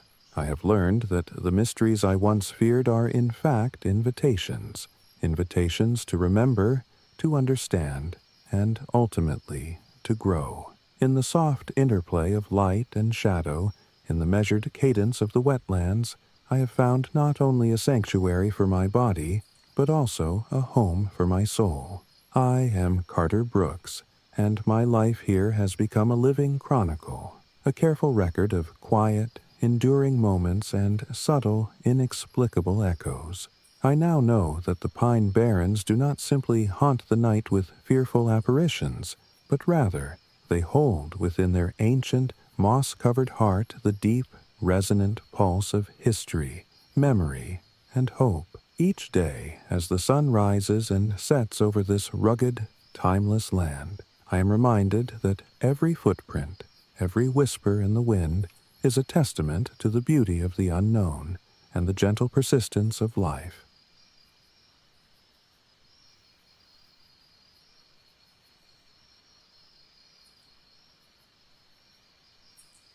I remember the day I first set eyes on the rolling vineyards of Napa Valley, a vision of undulating green and gold that stirred something deep inside me. My name is Robert Callahan, and after decades spent in the relentless pulse of city life and the sterile confines of corporate offices, I felt an irresistible pull to return to my roots. I had once been a vintner, crafting wine with pride and passion, but life had taken me far from the soil. Now, standing on the threshold of a charming, off-grid property nestled among mature grapevines and ancient olive groves, I felt as though I were being given a second chance, a chance to reclaim not only the art of winemaking, but also a piece of my soul that had long lain dormant. The property itself was a picturesque slice of the valley, bordered by gently sloping hills and punctuated by rows of vineyards that stretched as far as the eye could see. I acquired the land on a quiet afternoon in late summer, when the air was thick with the scent of ripening fruit and the promise of harvest. The farmhouse was modest, a weathered building with peeling white paint and a wraparound porch that overlooked the vineyard. It had seen better days, but there was a character in its weather-beaten walls and creaking floorboards that resonated with the kind of authenticity I had been craving. I knew from the moment I arrived that this was the place where I was meant to rebuild my life, far away from the noise and disconnection of urban existence. The transition from city to vineyard was not an easy one. I quickly discovered that off-grid living in the Napa Valley presented its own set of challenges. The farmhouse had no reliable connection to modern utilities. Instead, I had to rely on a patchwork of solar panels and a backup generator to power a few essential appliances. Water was collected from a well that had to be maintained meticulously, and the isolation meant that help was never just a phone call away. I spent the first few weeks fixing leaks, replacing broken windows, and patching up the old roof. Each task was a reminder of how far removed I was from my former life, yet with every repaired board and mended gap, I also felt a growing sense of accomplishment and purpose. I threw myself into the daily work of restoring the property and reviving the vineyard. Mornings began with the soft light of dawn filtering through the vine leaves, and I would often stand on the porch, savoring a cup of strong, dark coffee as I watched the valley come to life. The vineyards, with their neatly aligned rows and gently swaying grape clusters, seemed to pulse with an energy that was both timeless and profoundly moving. I wandered among the vines, touching the leaves as if I could absorb their secrets, and I felt the weight of history in every tendril and every stone in the dirt.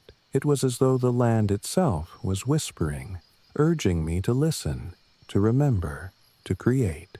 Yet, amid the tangible beauty of the vineyard, there were subtle signs that something more mysterious was afoot.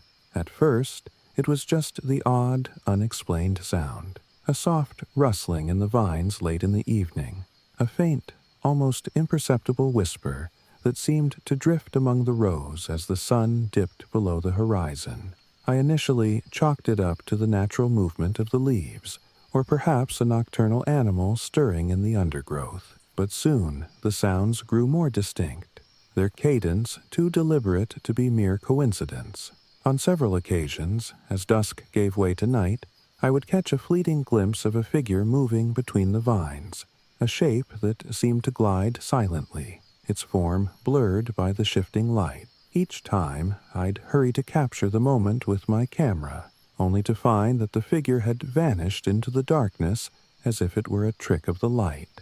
One particularly memorable evening, I was on the porch reviewing some photographs when I noticed something that made my skin prickle. As the fading light bathed the vineyard in a soft, golden glow, I saw small droplets of dew arranged in intricate, almost geometric patterns on the leaves of a row of grapevines.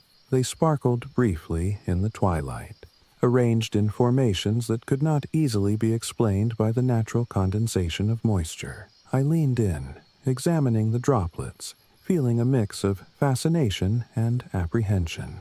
It was as if the vineyard itself was sending me a message, a delicate signature left behind by an unseen presence. Over the next few weeks, these occurrences became a part of my daily observations.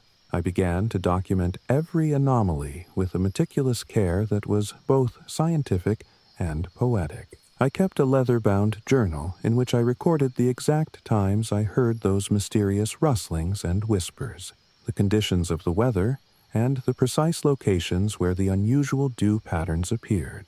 I set up a small voice recorder on the porch to capture the ambient sounds of the night, hoping that among the symphony of crickets and wind there might be something distinct, a rhythmic cadence or a sequence of words that hinted at a deeper meaning. Every morning I would listen to the recordings, transcribe any fragments I could discern, and compare them with the entries in my journal. There were moments when I believed I heard a faint phrase repeated, a soft, lingering word that I could not quite make out. But the evidence was always ephemeral, as if the land itself was determined to keep its secrets just out of reach. In my quest for understanding, I also turned to local historical records. I spent hours at the county library, poring over old newspapers, land deeds, and handwritten accounts from previous generations. I learned that the vineyard property had once belonged to a family of vintners who had cultivated the land for nearly a century. There were hints in the records of a mysterious occurrence, a time when a series of strange events had coincided with the harvest, leaving the family with whispered rumors of a protective spirit that watched over the vines. The details were sparse and often contradictory, but they resonated with the quiet, almost imperceptible signs I was now observing. I began to wonder if perhaps the vineyard was not merely a physical space, but a repository of memory, a living archive of the hopes, dreams, and even the sorrows of those who had tilled the soil long before me arrived. As autumn deepened into winter, the vineyard transformed once again. The once plump grape clusters shrank and hardened as the days grew shorter and the air turned crisp. I spent many long hours in the cellar, inspecting old barrels, cleaning the dusty racking, and preparing for the coming season. Even indoors, though, the sense of mystery persisted. There were nights when I would wake to the sound of soft footsteps on the creaking floorboards, as if someone, or something, had wandered through the corridors of the old farmhouse. I would lie awake, listening intently, my heart beating steadily in the silence, and wonder if the spirit of the vineyard was making its presence known. The events were never overtly frightening, but they carried an undeniable air of melancholy, a reminder that even in a place of beauty and renewal, the past was never truly gone. I found myself both unnerved and inspired by these quiet occurrences. They seemed to invite me to look deeper, to see that the vineyard was more than a place of production. It was a living testament to the passage of time, a dialogue between the land and those who had once lived upon it. With this in mind, I began to integrate these observations into my creative work. My photography, once focused solely on capturing the physical beauty of the landscape, began to shift toward the ethereal and the mysterious. I spent countless hours experimenting with long exposure techniques to capture the soft, ghost-like movements in the twilight and the subtle interplay of light and shadow on the vines. Each image became a study in the transient beauty of the moment, a visual poem that spoke of hidden memories and quiet reverence for a history that lay just beneath the surface. At the same time, I found that my relationship with the land was evolving.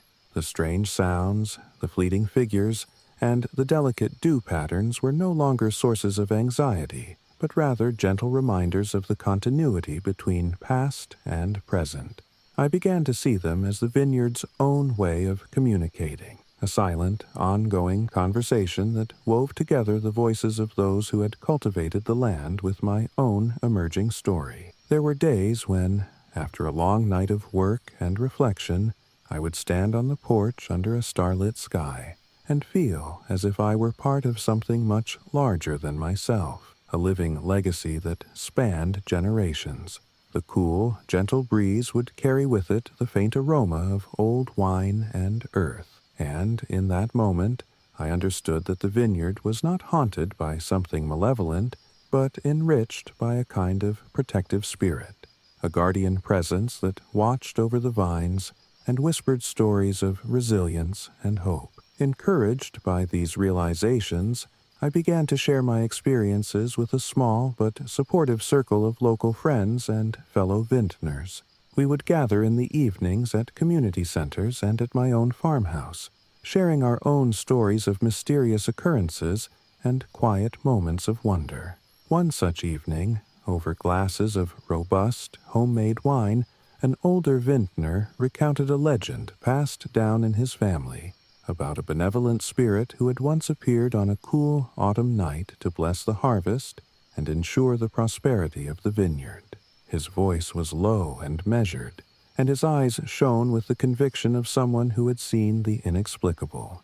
I listened with a mix of skepticism and longing, realizing that while I could not prove the existence of such a spirit, I could honor the tradition by embracing the mystery as a part of the land's charm. In the quiet solitude of winter, when the vineyards lay dormant and the days were short and reflective, I dedicated myself to preserving every detail of my journey. I filled my journal with lengthy, heartfelt entries, meticulous descriptions of the weather, the sounds, the images captured by my camera, and my own shifting emotions.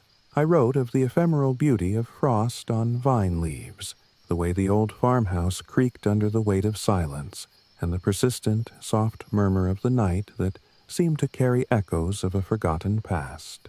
These writings were raw and unfiltered, a blend of scientific observation and poetic introspection that allowed me to process not only the external mysteries of the vineyard, but also the internal transformation that was taking place within me. Spring eventually returned to the valley with a quiet majesty. The winter chill receded, and the vineyards awakened in a burst of color and life. New leaves unfurled, and delicate blossoms opened in soft shades of pink and white, promising a bountiful harvest. The atmosphere was charged with a renewed energy, yet the mysteries of the previous seasons lingered, like delicate threads woven into the fabric of the land.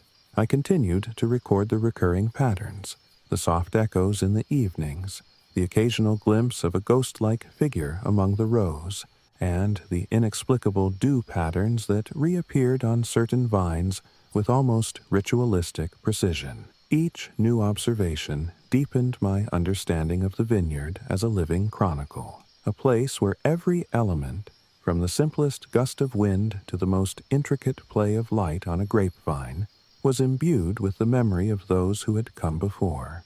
As the harvest season approached, I found that my work in the vineyard took on a dual significance.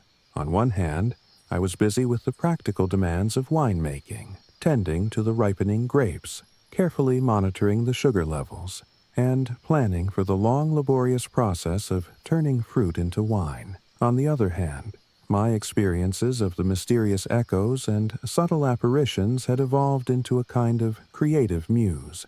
My photography captured not only the tangible beauty of the vineyard, but also the intangible aura of the land, a quiet, poetic record of light, shadow, and memory. I started to blend these two aspects together, curating a portfolio of images that spoke of resilience and continuity, of a legacy that was as much about the spirit of the land as it was about the grapes that grew upon it.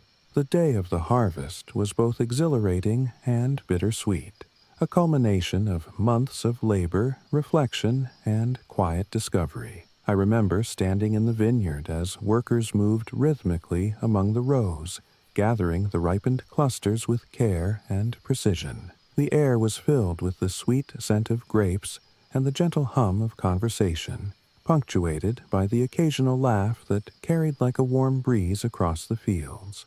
Amid the festive bustle, I felt a deep, almost overwhelming sense of connection to the land, to the generations of vintners who had come before me, and to the quiet mysteries that had transformed my understanding of this place. That harvest season, as the grapes were carefully pressed and the first batches of wine were set to ferment, I began to see my role not just as a vintner, but as a steward of a living legacy. The strange, unexplained phenomena, the ghostly echoes, the soft footprints, the shifting shadows, had become part of the vineyard's narrative, woven into its very soul. I embraced these mysteries as a source of creative inspiration, an integral part of the land's identity that enriched every bottle of wine with a quiet, almost ineffable magic. I continued to record my experiences in my journal, noting how the recurring patterns of mystery seemed to harmonize with the natural cycles of growth and renewal that defined the valley. I also deepened my involvement with the local community. At small gatherings in rustic tasting rooms and community centers, I shared my photographs and journal entries, discussing not only the technical aspects of winemaking, but also the subtle, mystical experiences that had become a part of my life here. Fellow vintners, long accustomed to the idiosyncrasies of the valley, welcomed these stories as a natural extension of the region's storied history. There were long conversations over glasses of wine about legends of protective spirits, about strange occurrences during past harvests, and about the ways in which the land seemed to remember its own past. These dialogues enriched my understanding and fostered a sense of belonging, a quiet confirmation that the mysteries I had encountered were not isolated anomalies, but threads in a larger tapestry of heritage and nature. As the seasons continued their eternal dance, I began to see the vineyard as both a physical and metaphysical space, a realm where the tangible labor of winemaking intertwined with the intangible echoes of memory and myth. Every day, as I tended the vines, I was mindful of the delicate balance between nurture and mystery. I learned to accept that I might never fully explain the subtle phenomena that danced at the edge of perception, and that, perhaps, some questions were meant to remain unanswered.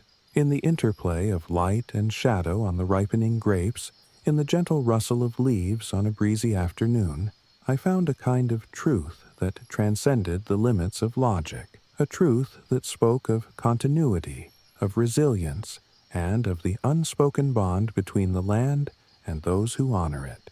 Now, as I sit in the quiet comfort of my farmhouse on a soft autumn evening, the sun sinking behind the vineyards and casting long, languid shadows across the property, I feel an enduring gratitude for the life I have chosen. My days are filled with honest, diligent work, each moment a small act of creation, each task a tribute to the legacy of those who came before me. My nights, on the other hand, are filled with quiet reflection as I listen to the soft echoes that rise from the vineyard and record every fleeting, mysterious detail in my journal. I know that the subtle signs, the rustling sounds among the vines, the faint apparitions that vanish when looked at directly, the intricate patterns of dew, are part of the vineyard's living memory, a gentle reminder that this land carries within it the spirits of the past and the promise of future harvests. I have come to embrace these mysteries as an integral part of my journey, a creative and spiritual dialogue between the tangible labor of winemaking and the ethereal legacy of the valley. The vineyard is no longer just a piece of land where grapes grow. It is a living testament to the passage of time, a sanctuary where every whisper of wind, every soft footstep in the early morning dew, is a note in an eternal symphony of memory and renewal. I capture these moments not just with my camera, but with my entire being, letting the beauty of the unknown infuse my work and guide my hands as I craft wines that are as much about history and emotion as they are about taste. In the gentle embrace of Napa Valley's rolling vineyards, I have rediscovered a truth that transcends simple explanation, a truth that connects the present to the past, that binds my soul to the land, and that reminds me that beauty is often found in the spaces between what is seen and what is felt. I continue to live each day with a quiet determination, tending to the vines, recording the subtle mysteries of the land, and sharing my journey with those who appreciate the delicate interplay of nature, memory, and art. I have learned that while I may never fully unravel every secret that the vineyard holds, I can honor them by living with an open heart, by capturing every fleeting shadow, every echo of an old voice, and by letting those gentle mysteries guide me in the pursuit of a life rich with purpose and wonder. I am Robert Callahan, a retired vintner reborn in the heart of Napa Valley, and every day here is a celebration of both hard, honest work and the ineffable beauty of the unknown. In this land of rolling hills and ancient vines, I have found not only a refuge from the frenetic pace of modern life, but also a deeper connection to the legacy of those who once nurtured these fields. The mysterious occurrences, the soft murmurs in the twilight, and the delicate traces of an unseen presence have all become threads in the tapestry of my life, a tapestry woven with the enduring hope of renewal, the quiet persistence of nature, and the timeless rhythm of a land that remembers.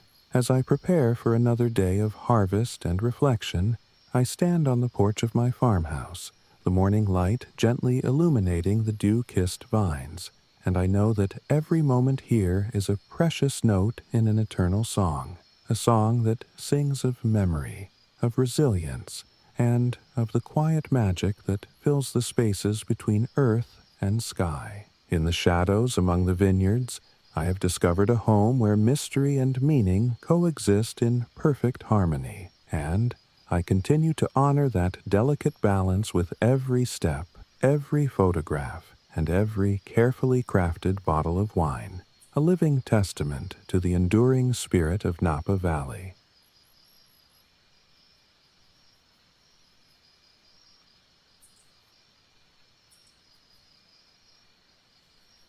I was drawn to the Louisiana bayou by a force I could neither fully explain nor resist. My name is Marcus Duval, and for years I had wandered from city to city in search of a sound, a soulful, raw melody that would stir the depths of my being and infuse my music with the essence of life. I had played in clubs, recorded in cramped studios, and busked on crowded streets. Yet, no matter how many notes I struck or songs I wrote, something vital remained missing. When I finally left behind the clamor of urban nights, I found myself on a slow, winding road leading to a modest, off-grid cabin on the edge of a Louisiana bayou, a place where the humid air, the ancient cypress trees, and the gentle flow of water promised to reconnect me with a primal, ineffable rhythm. The journey there was an experience in itself. I remember the heat rising off the asphalt as I drove through small, forgotten towns and past fields of sugarcane swaying in the soft breeze.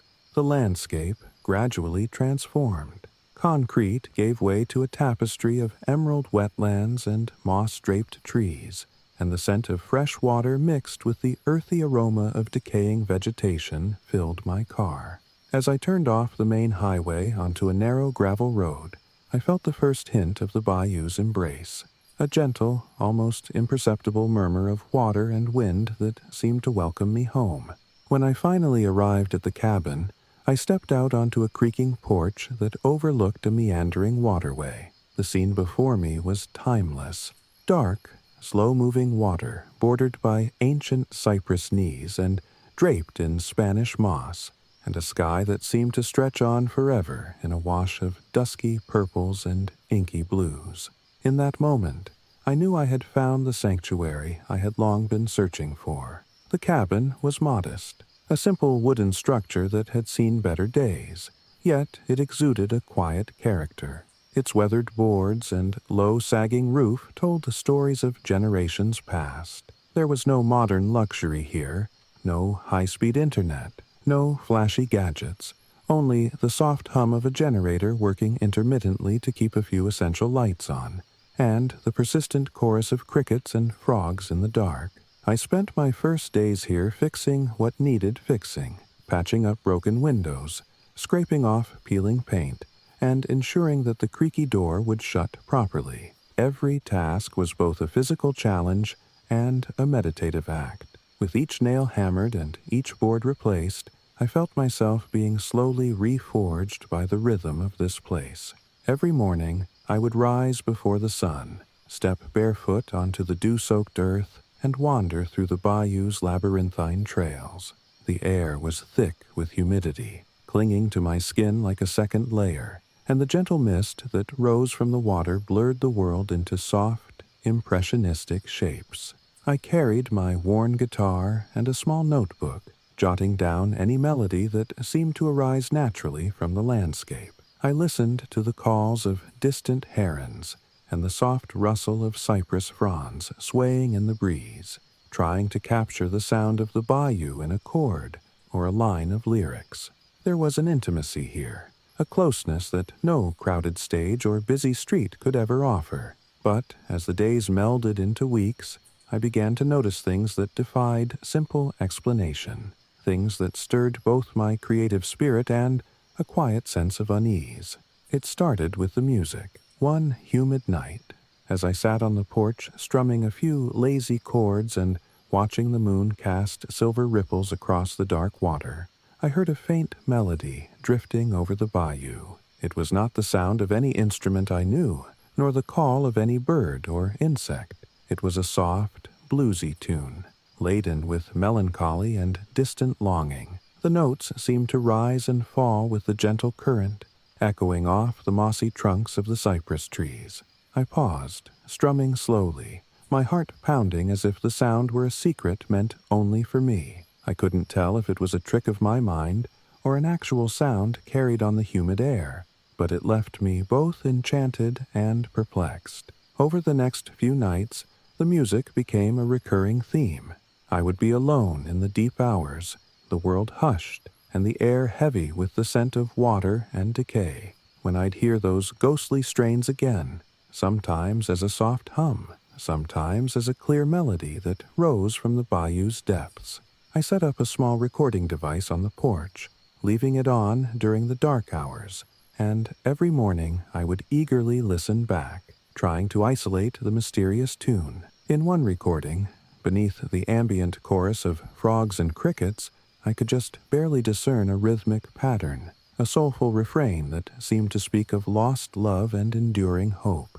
The sound was hauntingly beautiful, a siren call that resonated deep within my soul. Then there were the lights. One humid evening, as a thick fog rolled in over the bayou, I stepped outside with my camera in hand, determined to capture any evidence of the inexplicable. The air was cool and still, the fog clinging to every surface like a veil. As I aimed my lens toward the water, I noticed small, flickering lights drifting along the surface. They were not stars reflected on the ripples, nor were they the glow of any passing boat.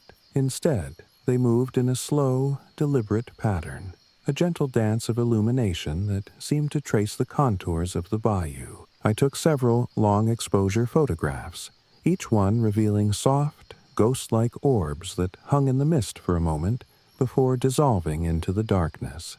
I reviewed the images with a mixture of awe and trepidation, feeling that these lights were not random but intentional, a silent, luminous signature of something beyond the ordinary. As weeks passed, these mysterious occurrences began to interweave with the fabric of my daily life. I found that the music, the lights, and even fleeting glimpses of shadowy figures seemed to merge into a quiet, ongoing conversation between the past and the present. One particularly memorable night, as I sat alone with my guitar and a notebook, I was struck by a sudden movement at the edge of the porch light. There, amidst the swirling fog, was the faint outline of a figure, a man, perhaps, or simply an echo of one. The form was so ephemeral that I could hardly tell if it was real or a trick of the eye, yet it moved with a deliberate grace, as if it were drifting along with the rhythm of the bayou.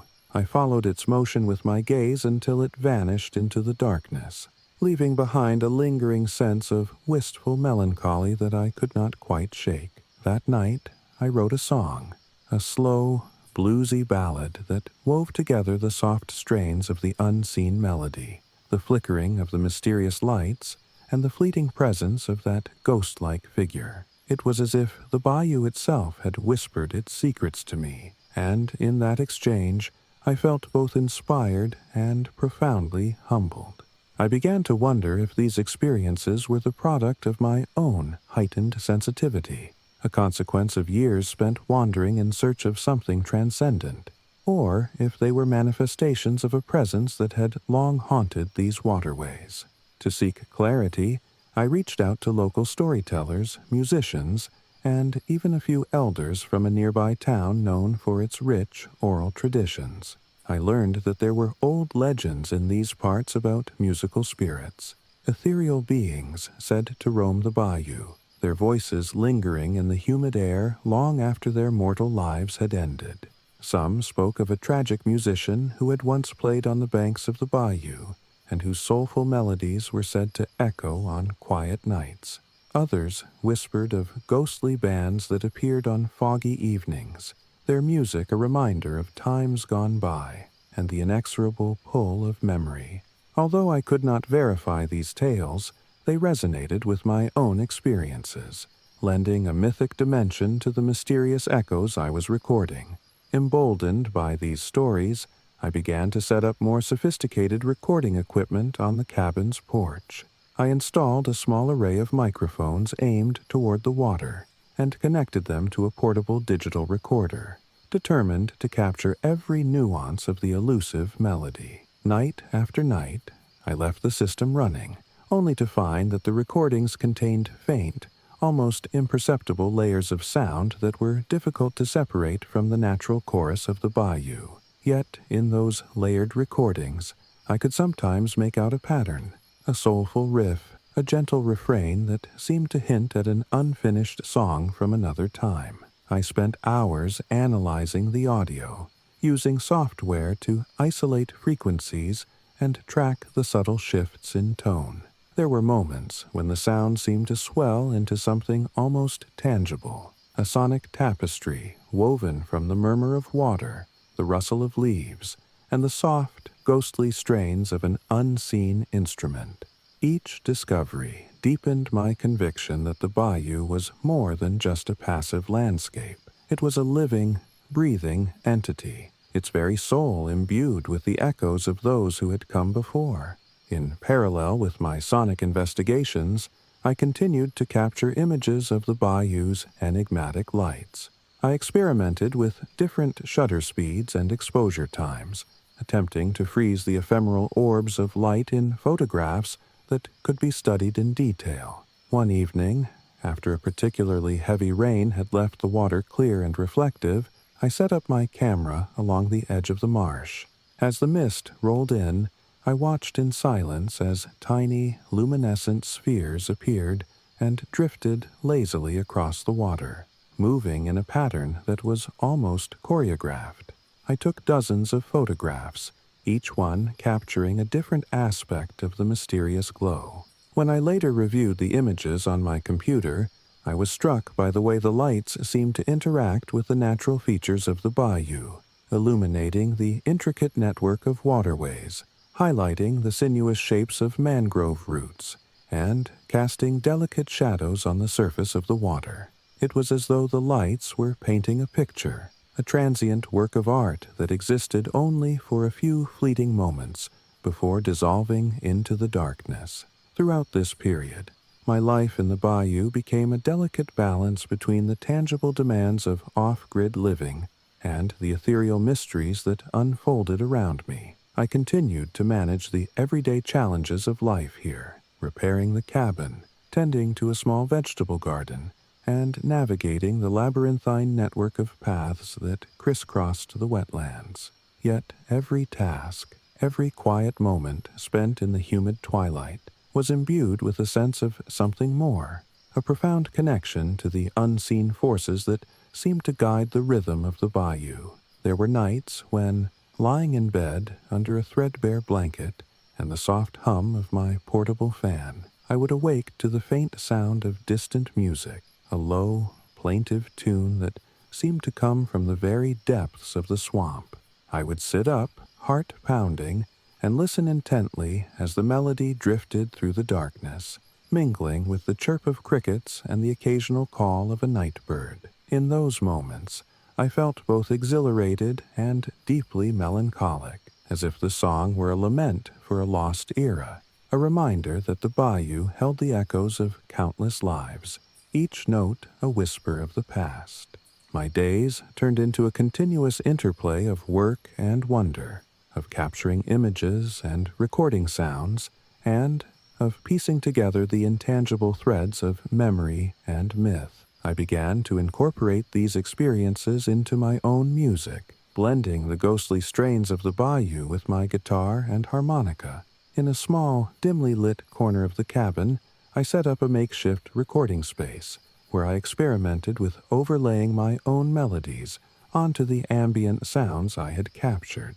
The result was haunting, a slow, bluesy tune that seemed to carry the sorrow and hope of the bayou in every note. My compositions were raw and unpolished, much like the landscape itself, yet they resonated with a deep, soulful authenticity that I had never achieved before. Over time, the bayou's mysteries became less of an intrusion and more of an integral part of my identity. I began to see the ghostly music, the fleeting lights, and even the occasional spectral figure as expressions of a vibrant, living legacy, a dialogue between the past and the present that enriched every moment of my existence. The local community, too, seemed to share this understanding. I met fellow musicians, storytellers, and artists who had long been enchanted by the bayou's quiet magic, and together we would gather on humid, moonlit nights to share our experiences and our art. We played soft, reflective tunes on battered guitars and harmonicas, our music weaving together the echoes of old legends with our own modern lives. These gatherings were intimate affairs, filled with gentle conversation and an unspoken reverence for the land that had so completely transformed us. As the seasons shifted, and time marched on in its steady, unyielding way, I found that my journey in the Louisiana bayou was as much an inward voyage as it was an exploration of the mysterious external world. The initial wonder and apprehension I had felt gradually gave way to a deep, abiding acceptance, a recognition that some mysteries are meant to be embraced rather than unraveled. I learned to live with the soft, persistent echoes of the past as a natural part of the bayou's rhythm, a melody that added depth and texture to every sunrise, every ripple of water, every whisper of wind through the cypress trees. I continued to document my experiences in a leather-bound journal, each entry a careful blend of observational detail and poetic reflection. I recorded the precise times when the ghostly lights appeared, the temperature and humidity levels, and the emotional cadence of each encounter. I wrote about the way the bayous song, the soft strains of music that drifted on humid nights, seemed to tell a story of loss and redemption, of fleeting moments that carried the weight of centuries. My writings grew into long, unhurried essays that I later compiled into a modest manuscript, a chronicle of my time in the bayou that celebrated both the tangible beauty of nature and the intangible legacy of its echoes. In the quiet solitude of my off-grid life, I often find myself reflecting on the journey that brought me here. I remember the frantic pace of city life, the endless noise, the relentless deadlines, the superficial chase for fleeting success, and I contrast it with the measured, organic rhythm of the bayou. Here, every day is a lesson in patience and listening, in allowing the natural world to speak in its own time and in its own way. The bayou has taught me that there is profound beauty in the unknown, that the quiet, unexplained phenomena are not obstacles to be overcome, but invitations to explore deeper, to connect with something that transcends the ordinary. I have learned to see the bayou as a living, breathing entity, a reservoir of memory and emotion that flows continuously through the land. The soft, ghostly strains of music, the delicate flicker of lights on the water, the ephemeral silhouettes that drift among the trees, all of these are threads in a vast, intricate tapestry, woven from the voices of those who have passed through here and the present that I now share. Every night, as I sit on the porch with my guitar and a journal by my side, I listen to the bayou's quiet song with a mixture of reverence and hope, knowing that I am both an observer and a participant in a dialogue that stretches back through time. There are still moments when a sudden swell of music or the brief appearance of a shadow sends a shiver down my spine, a reminder that the bayou remains a realm of mystery, as elusive and enchanting as it was on the first night I arrived.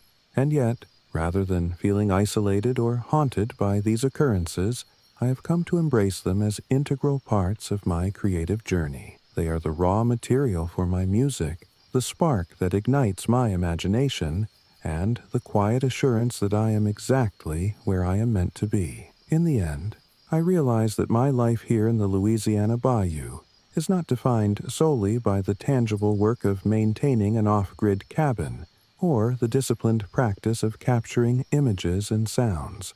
It is also defined by the intangible, by the soft, ghostly music that drifts over the water at night, by the ephemeral glow of mysterious lights, by the delicate interplay of past and present that imbues every moment with a sense of wonder. The bayou has become my muse, my sanctuary, and my home. It is a place where the echoes of lost voices blend seamlessly with the heartbeat of nature, where every note played on my guitar is a tribute to the enduring spirit of the land.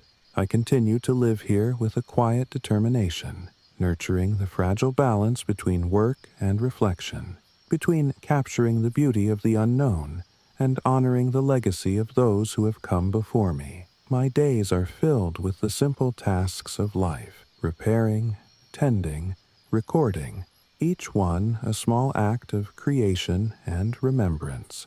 My nights are spent in contemplative solitude, under a sky of countless stars, and amidst the soft, continuous murmur of the bayou, where the past and the present converse in a language older than words. I am Marcus Duval, a musician and wanderer who found refuge in the soulful embrace of the Louisiana bayou. My journey here has been one of transformation, a gradual shift from the frenetic noise of urban life to the quiet, persistent music of the natural world. In the depths of the bayou, I have discovered that mystery is not something to be feared, but celebrated, that the gentle, unexplained phenomena are not harbingers of doom, but reminders of a living, enduring legacy. Each day, as I listen to the soft strains of music carried on the humid air, and watch the ghostly lights dance over the water, I feel an ever-deepening connection to a history that spans generations, a history that sings of loss and hope, of memory and renewal. My music now carries the soulful imprint of the bayou, each note a tribute to the whispering wind, each chord a delicate echo of the past. I record these moments not as isolated anomalies, but as parts of an eternal symphony that binds the living to the lost. In this quiet, enchanting place, I have found both solace and inspiration, a sanctuary where I can honor the legacy of those who have long since vanished, and where I can, in turn, leave my own gentle mark on the tapestry of the bayou. As I write these words, the night deepens, and the humid air carries with it the faint, ghostly strains of a bluesy melody, a song that seems to arise from the very heart of the bayou itself. I sit on my porch, my guitar resting against a worn chair, and I listen. In that soft, unending music, I hear the echoes of 1,000 stories, each one a quiet testament to the enduring beauty of a land that refuses to be silenced by time. Here, in the Louisiana Bayou, I have learned that every mysterious sound, every fleeting shadow, every gentle flicker of light is a note in a grand, eternal song. A song that sings of resilience, of renewal, and of the deep, soulful connection between nature and the human spirit. And so, I continue on this journey, strumming my guitar under the starry sky, recording the bayou's quiet symphony, and living each day in a dialogue with the past and the present. I have come to embrace the mystery as an intrinsic part of my life, a muse that guides my art and nourishes my soul. I am Marcus Duval, a wanderer, a musician, and now a quiet keeper of the bayou's secrets. In this ever-changing yet timeless landscape, I have found my home, a place where the music of the unseen flows as freely as the water, and where every soft, haunting note is an invitation to remember, to dream, and to live in harmony with the enduring spirit of the land.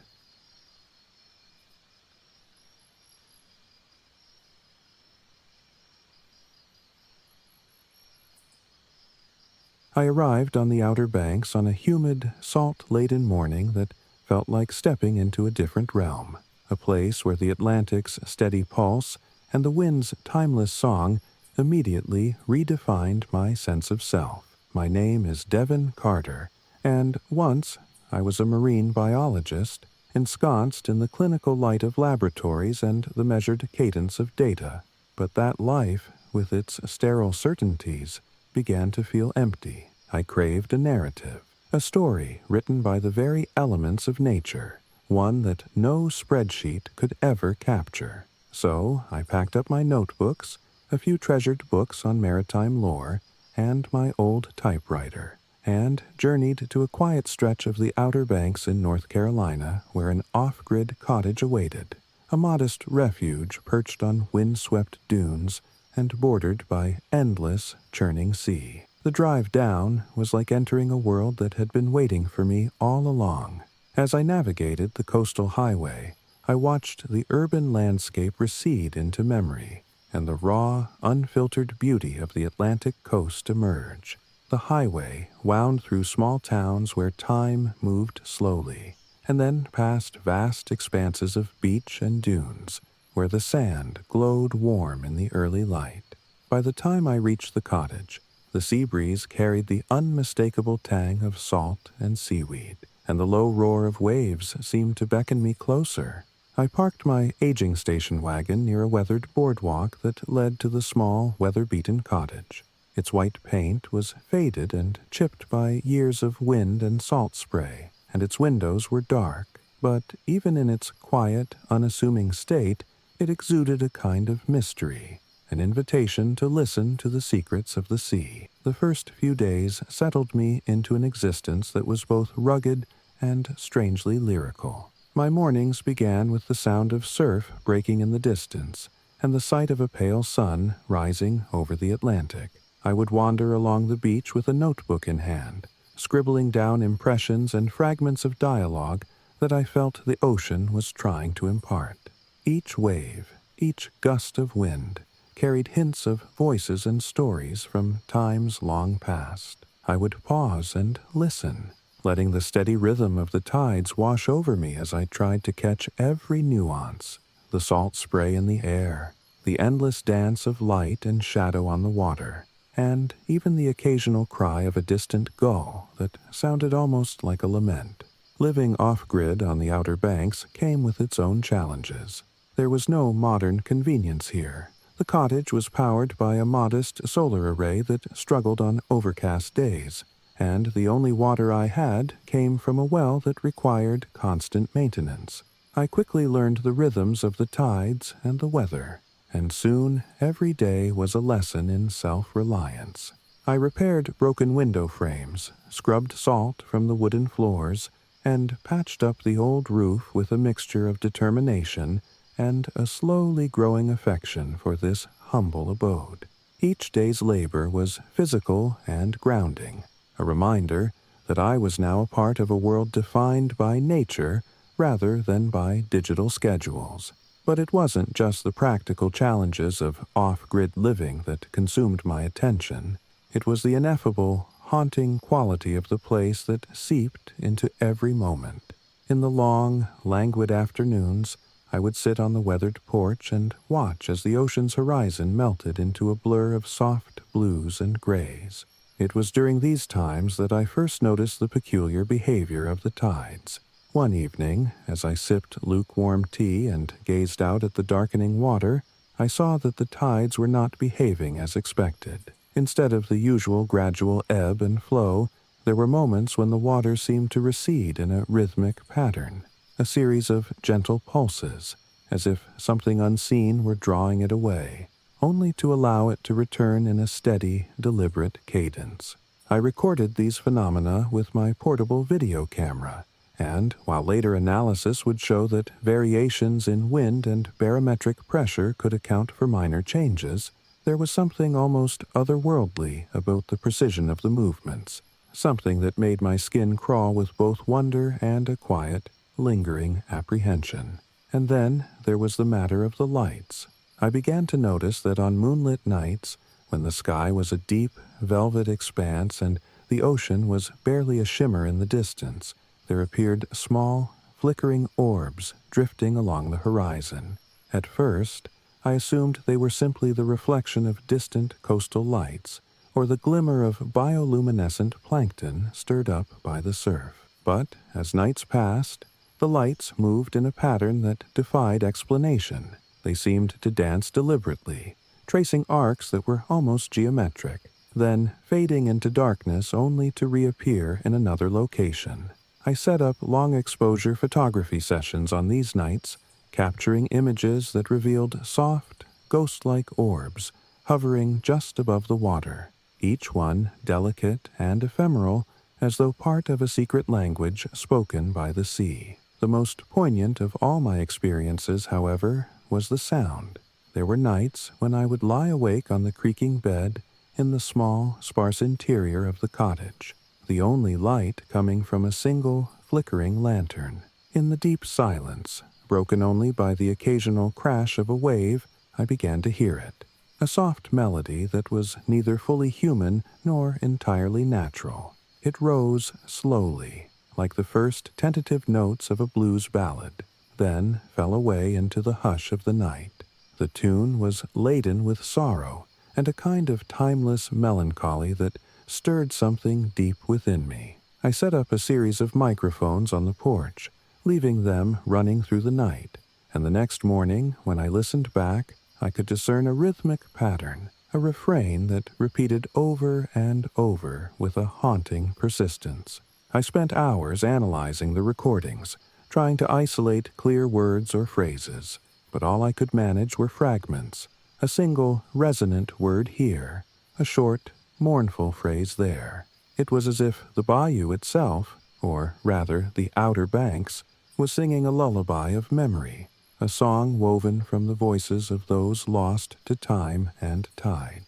The more I delved into these mysteries, the more I began to realize that the Outer Banks were not merely a collection of beautiful landscapes. They were a living repository of history and legend. I sought out local storytellers and longtime residents who had grown up with these mysteries woven into their everyday lives. I met with an elderly fisherman named Jeremiah, whose face was lined with the salt of countless years spent at sea. Over cups of strong coffee in a weathered diner by the coast, Jeremiah told me tales of ghost ships that sometimes appeared on the horizon, a spectral fleet said to sail silently just beyond the visible range of the human eye. He spoke of nights when the Atlantic would churn with an unexplainable fury, and then, as if in the aftermath of a forgotten storm, the lights of these phantom vessels would appear, flickering like distant beacons. His voice was steady and unhurried, carrying the weight of a tradition passed down through generations, and his stories lent an air of solemn legitimacy to the experiences I had recorded. I also learned of maritime legends that spoke of a long-forgotten captain, a man whose life had been marked by both triumph and tragedy. According to local lore, this captain had made a fateful decision to steer his ship into a treacherous stretch of coastline rather than risk the wrath of a gathering storm, and his vessel was lost to the depths. But rather than fading into oblivion, his spirit was said to have lingered, an echo in the night, a spectral presence that guided the lost and the weary. The notion that a single soul's memory could persist in the flickering lights and soft, mournful strains of music resonated deeply with me, stirring a profound empathy and a desire to understand the interplay between life and the inevitable pull of the sea. Driven by both creative impulse and a thirst for truth, I began to integrate these experiences into my work as a writer. My days were spent capturing the tangible beauty of the Outer Banks, the rugged cliffs, the windswept dunes, the delicate patterns etched into the sand by the relentless surf, while my nights were dedicated to recording the intangible, the ghostly music, the elusive lights, the soft, unidentifiable voices carried on the breeze. I compiled these notes and images into a sprawling journal, each entry a careful blend of observational detail and poetic musing. I wrote long, reflective passages about the ephemeral beauty of the coastline, about how every tide seemed to carry with it the weight of 1,000 forgotten stories, and about the mysterious presence that had woven itself into the fabric of my new life. The rituals I established became a cornerstone of my existence. On certain nights, when the air was thick with humidity and the sky was a deep, endless blue, I would light a lantern on the weathered wooden steps of the cottage and recite a coastal poem, a set of verses I had discovered in an old maritime journal and adapted to my own voice. The act was both a personal meditation and a quiet offering to the mysterious energies of the ocean. I would stand there for long stretches of time, letting the words and the soft light mingle with the sounds of the tide, feeling as though I were in direct conversation with the unseen forces that governed this wild, timeless place.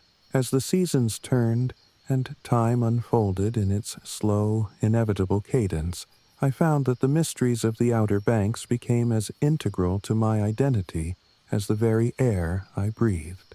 The strange echoes, the ghostly lights, and the soft, soulful strains of music were no longer anomalies to be recorded or explained. They were a language, an expression of the land's ancient spirit, and I was now fluent in its subtle dialect.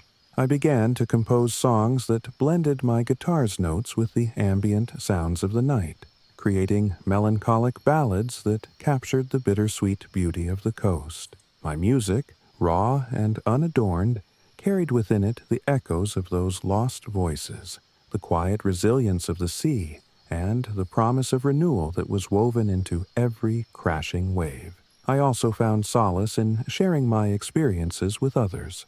I organized small gatherings on the beach, intimate evenings where fellow seekers, local artists, and curious travelers would come together under the starry sky. We would sit around a small fire, the sound of the ocean mingling with soft acoustic tunes, and share our own encounters with the inexplicable. These meetings were gentle affairs, marked not by sensationalism, but by a deep, communal respect for the mysteries that had shaped our lives. In the soft glow of the firelight, as the waves whispered secrets to the shore, I would read excerpts from my journal and play snippets of the songs I had composed, each note resonating with the shared, unspoken understanding that the Outer Banks were a place where the past and present coexisted in a delicate, enduring harmony. Over time, my work evolved into a comprehensive tapestry, a chronicle of my journey from a disillusioned marine biologist to a writer and musician deeply attuned to the quiet mysteries of the coast. I published a collection of essays and songs that interwove my personal narrative with the legends and memories of the Outer Banks. The book, modest in its ambition, was a mosaic of photographs, journal entries, and lyrics, a testament to the idea that beauty and mystery are not mutually exclusive but interdependent. Readers told me that my words evoked the same haunting, soulful quality that I had come to know so intimately, and that my descriptions of the sea's quiet dialogue with the land had touched something deep within them. Living off-grid on the Outer Banks is not without its challenges, of course. The coastal environment is a constant study in contrasts, the relentless pounding surf and the fragile shifting dunes, the steady, eternal rhythm of the tide and the transient, fleeting nature of the fog. Storms roll in unpredictably, and the isolation that I once sought sometimes feels like a heavy burden. There are moments, particularly on stormy nights, when the wind howls with a fury that seems to shake the very foundations of my small cottage, and when the ghostly music rises in a crescendo that both stuns and unnerves me. Yet, even in those moments, I find that the wild, untamed spirit of the ocean offers a kind of fierce, honest beauty, a reminder that life, in all its unpredictability, is a delicate balance of vulnerability and strength. I have come to understand that my journey here is not about conquering the mysteries of the sea, but about learning to live with them, to let them inform my art and my writing without overwhelming the quiet, enduring beauty of the present. Each day, as I rise with the sun and greet the soft, pastel hues of dawn over the Atlantic, I am filled with a deep sense of gratitude. The Outer Banks, with its ever-changing tapestry of light, sound, and emotion, has become both my muse and my sanctuary, a place where the echoes of the past flow into the present like the ceaseless tides. Now, as I sit on the weathered porch of my off-grid cottage, the ocean stretching out before me in an endless, undulating horizon, I reflect on the journey that has brought me here. I think of the countless nights spent alone under a sky of infinite stars, the soft, ghostly strains of music that seemed to rise from the depths of the sea, and the fleeting silhouettes that danced at the edge of my vision. Each of these moments has left an indelible mark on my soul, a reminder that the mysteries of the Outer Banks are not anomalies to be explained away, but rather essential parts of a larger, eternal conversation between the natural world and the human spirit. I am Devin Carter, a former marine biologist turned writer and musician, and I have found in the quiet, mystical tides of the Outer Banks a home, a muse, and a wellspring of inspiration. My days are filled with the tangible tasks of off-grid living, tending to the small garden, repairing the aging structure of my cottage, capturing photographs of the shifting light. But they are equally infused with moments of sublime, ineffable wonder. I write long, reflective passages in my journal, compose songs that blend the soft notes of my guitar with the ambient sounds of the sea, and record the gentle, persistent whispers of the coast, as if they were sacred hymns passed down through generations. In this place, where every wave tells a story and every breeze carries the echoes of forgotten lives, I have come to embrace the mystery as a part of my everyday existence. the ghostly lights that flicker along the horizon, the rhythmic murmurs of a distant melody, the delicate interplay of fog and moonlight.